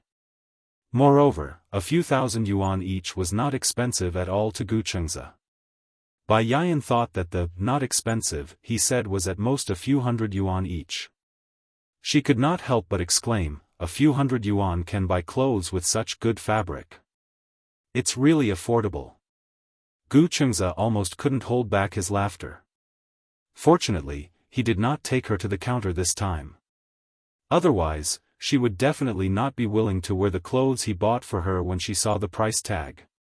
Bai Yan saw that his eyes were full of praise and smiled shyly. "Really?" "Yes, I don't lie. This dress looks really good on you. This dress is pretty good to begin with." Gu Chengza heard this and smiled. He walked over and helped her straighten her clothes. Bai Yan only felt that once he got close, the fragrance of orchids on his body could no longer be resisted. She lowered her head slightly, not daring to let him see the blush on her face. Ever since she was young, she had never stood so intimately with anyone before. Gu Chengza helped her straighten her clothes and said, "Beautiful clothes have to be worn by the right person to show their beauty and value." The praise in his words was self-evident. Bai Yan was really a very good-looking girl. Her facial features were very gentle and delicate. There were many types of beauty. Some of them were sharp, provocative, and aggressive. Some of them were as calm as water, dull and tasteless. At first sight, one would find them breathtaking, but after looking at them for a long time, one would get bored. But Bai Ran's facial features belonged to the category that one could never get tired of looking at 100 times. Perhaps the first time he saw her, she definitely couldn't be considered a heavenly beauty. However, the more he looked at her, especially when he stared at her, the more he found her breathtaking. However, due to the environment in which she grew up, Yi Yuqin had always belittled her more than praised her, which had caused her to develop an inferiority complex. She always felt that she couldn't compare to others in any way. Gu Chengza's words seemed to hold her in his heart. I also bought other designs. Try them on one by one, okay? Bai Hao turned around. He suddenly recalled something and halted. You. Why are you so nice to me? When Gu Chengza heard this, he was stunned for a long while before he broke into laughter. He had only bought her a few pieces of clothing. At most, he spoke a little more gently, but it made her feel flattered. What kind of life had she lived in the past 10 years? She was so scared to accept his kindness to her. Gu Chengza asked disapprovingly, shouldn't I be nice to my wife? Chapter 45-91. Bai Ran returned to her room and tried on the clothes that Gu Chengza bought for her one by one. Other than the A-line dress, there were also slim-fit dresses and floral dresses. She seemed to be able to pull them off very well in different styles. Other than the fact that Bai Ran was a clothes hanger, Gu Chengza had good taste too. Her temperament was quiet and gentle, and he would choose clothes for her based on her style. These clothes were not very revealing and were not sexy. Although there were many styles, Bai Ran could always look sweet when she wore them. The more Gu Chengza looked at them, the more satisfied he was. Bai Ran counted carefully. He bought a total of 10 sets of clothes for her, and they were all full sets. Are you going to work tomorrow? I'm off tomorrow. Okay, there's no rush. Dry clean these clothes first. Dry clean? Are you going anywhere tomorrow? No, then, wear your pajamas first. Be particular for the day. The pajamas were placed in the washing machine and could be washed and dried in an hour. She could wear soft pajamas the next morning. Bai Ran was touched by his thoughtfulness and nodded. It's late. Go to sleep. Okay. Bai Ran took her phone charger and returned to her room. Just as she laid down on the bed, Bai Ran opened WeChat and saw her best friend Milo sending her endless messages. You're married? You're married? You're married? Then, there was a series of emojis. Bai Ran did not know whether to laugh or cry. She gave her an affirmative reply, yes, I'm married. In the morning, when they went to register their marriage, Bai Ran's mind was empty while waiting for the certificate. She sent a message to her best friend Milo, I'm married. After that, there was no time to reply to her. Too many things had happened today. Lying in bed, she felt exhausted. She opened WeChat and was amused by the series of funny emojis sent by Milo. Oh my god. I can't believe it. I haven't seen you for a few days. What happened? You don't even have a boyfriend. You abandoned me. Goodbye. Our friendship is over. Milo kept complaining like a machine gun, venting her dissatisfaction. The two of them had a very good relationship. Ever since they were in university, there had been a misunderstanding. No discord, no concord. Since then, their relationship had been very good. After moving to the same dormitory, they were inseparable like sisters. Although in today's society, one had to guard against fire, theft, and girlfriends seem to have gradually become a dangerous person. However, Milo and Bai Kun were 100% trustworthy in each other's eyes. Mil was a solid friend. Ever since she was young, Bai Yan had always been a very insecure person. Milo had always protected her like a boyfriend. She usually had a neat short haircut, giving people a very neutral style. Mi Lu, tell me, who was it? When I wasn't paying attention, he kidnapped my best girlfriend. Bai Yu didn't know whether to laugh or cry. He called her. As soon as the call connected, Mi Lu started wailing, "Why did you abandon me to marry a man? Didn't you agree to spend the rest of your life alone? But you secretly got married. Mi Lu, you know about my aunt, right?" Mi Lu was silent for a while and regained his serious tone. "Yes, I know. She forced you to go on a blind date again?" Then, her tone immediately became nervous. "Could it be that you married an old man who went on blind dates?" Chapter 4592. Bai Yan pondered for a while and finally told her the truth. "I married this man in a fit of pique." Pfft! There was the sound of someone vomiting blood on the other end, followed by Mi Li's angry roar. "Don't tell me you married someone in a fit of pique with your aunt. Do you know how hateful my aunt is? What are the conditions she set for the blind date? No matter who it is, whether bald or old, as long as he can give her a house for my cousin to marry a wife, she will agree to marry me to someone else." Mi Lu was so angry that his lungs were about to explode. Isn't this human trafficking in disguise? Yes. Bai Yan felt wronged. "So, I found someone to marry. At least, I won't have to face those weird blind dates anymore." Bai Yan felt like vomiting at the mention of blind dates. Mi Lu was dumbfounded. "Is this the main point?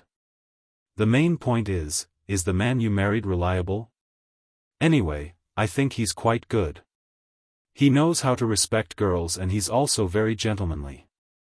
Most importantly, Bai Yan recalled Gu Cheng's handsome side profile when he was sitting in the front passenger seat. Her face was burning. Most importantly, he's also very handsome. Don't be fooled by appearances. Handsome men are generally fickle.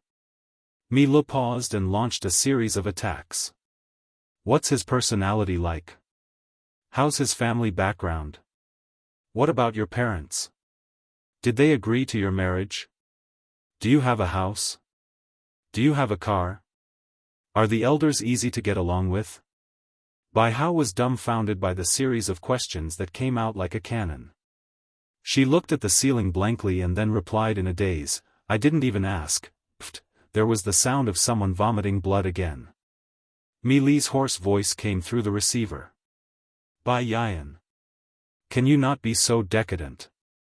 No. Mi Lu declared strongly. "As your best friend, I want to meet him." "Meet?" "Yes. At least, I can rest assured if I approve it." "But I'm already married." "You can still get a divorce after you get married. It's just a marriage certificate. It won't bind you forever. Take advantage of the fact that both of you have just gotten married and don't have any children yet. Cut the Gordian knot."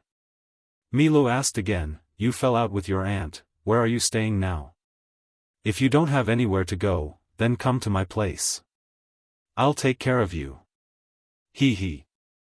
"I'm staying at his house." "What?" An hour later, Mi Lu rushed to the door of the apartment aggressively and pressed the bell. Just as Bai Ran opened the door, she saw that Gu Chengza had already walked out of the study.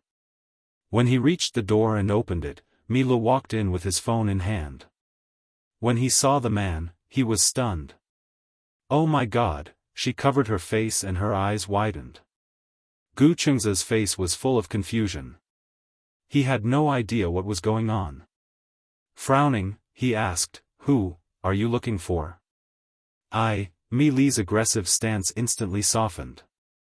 He cleared his throat and lowered his head, not even daring to look at Gu Chengza directly. I'm looking for Bai Ran. Is she here?" Mi Lu.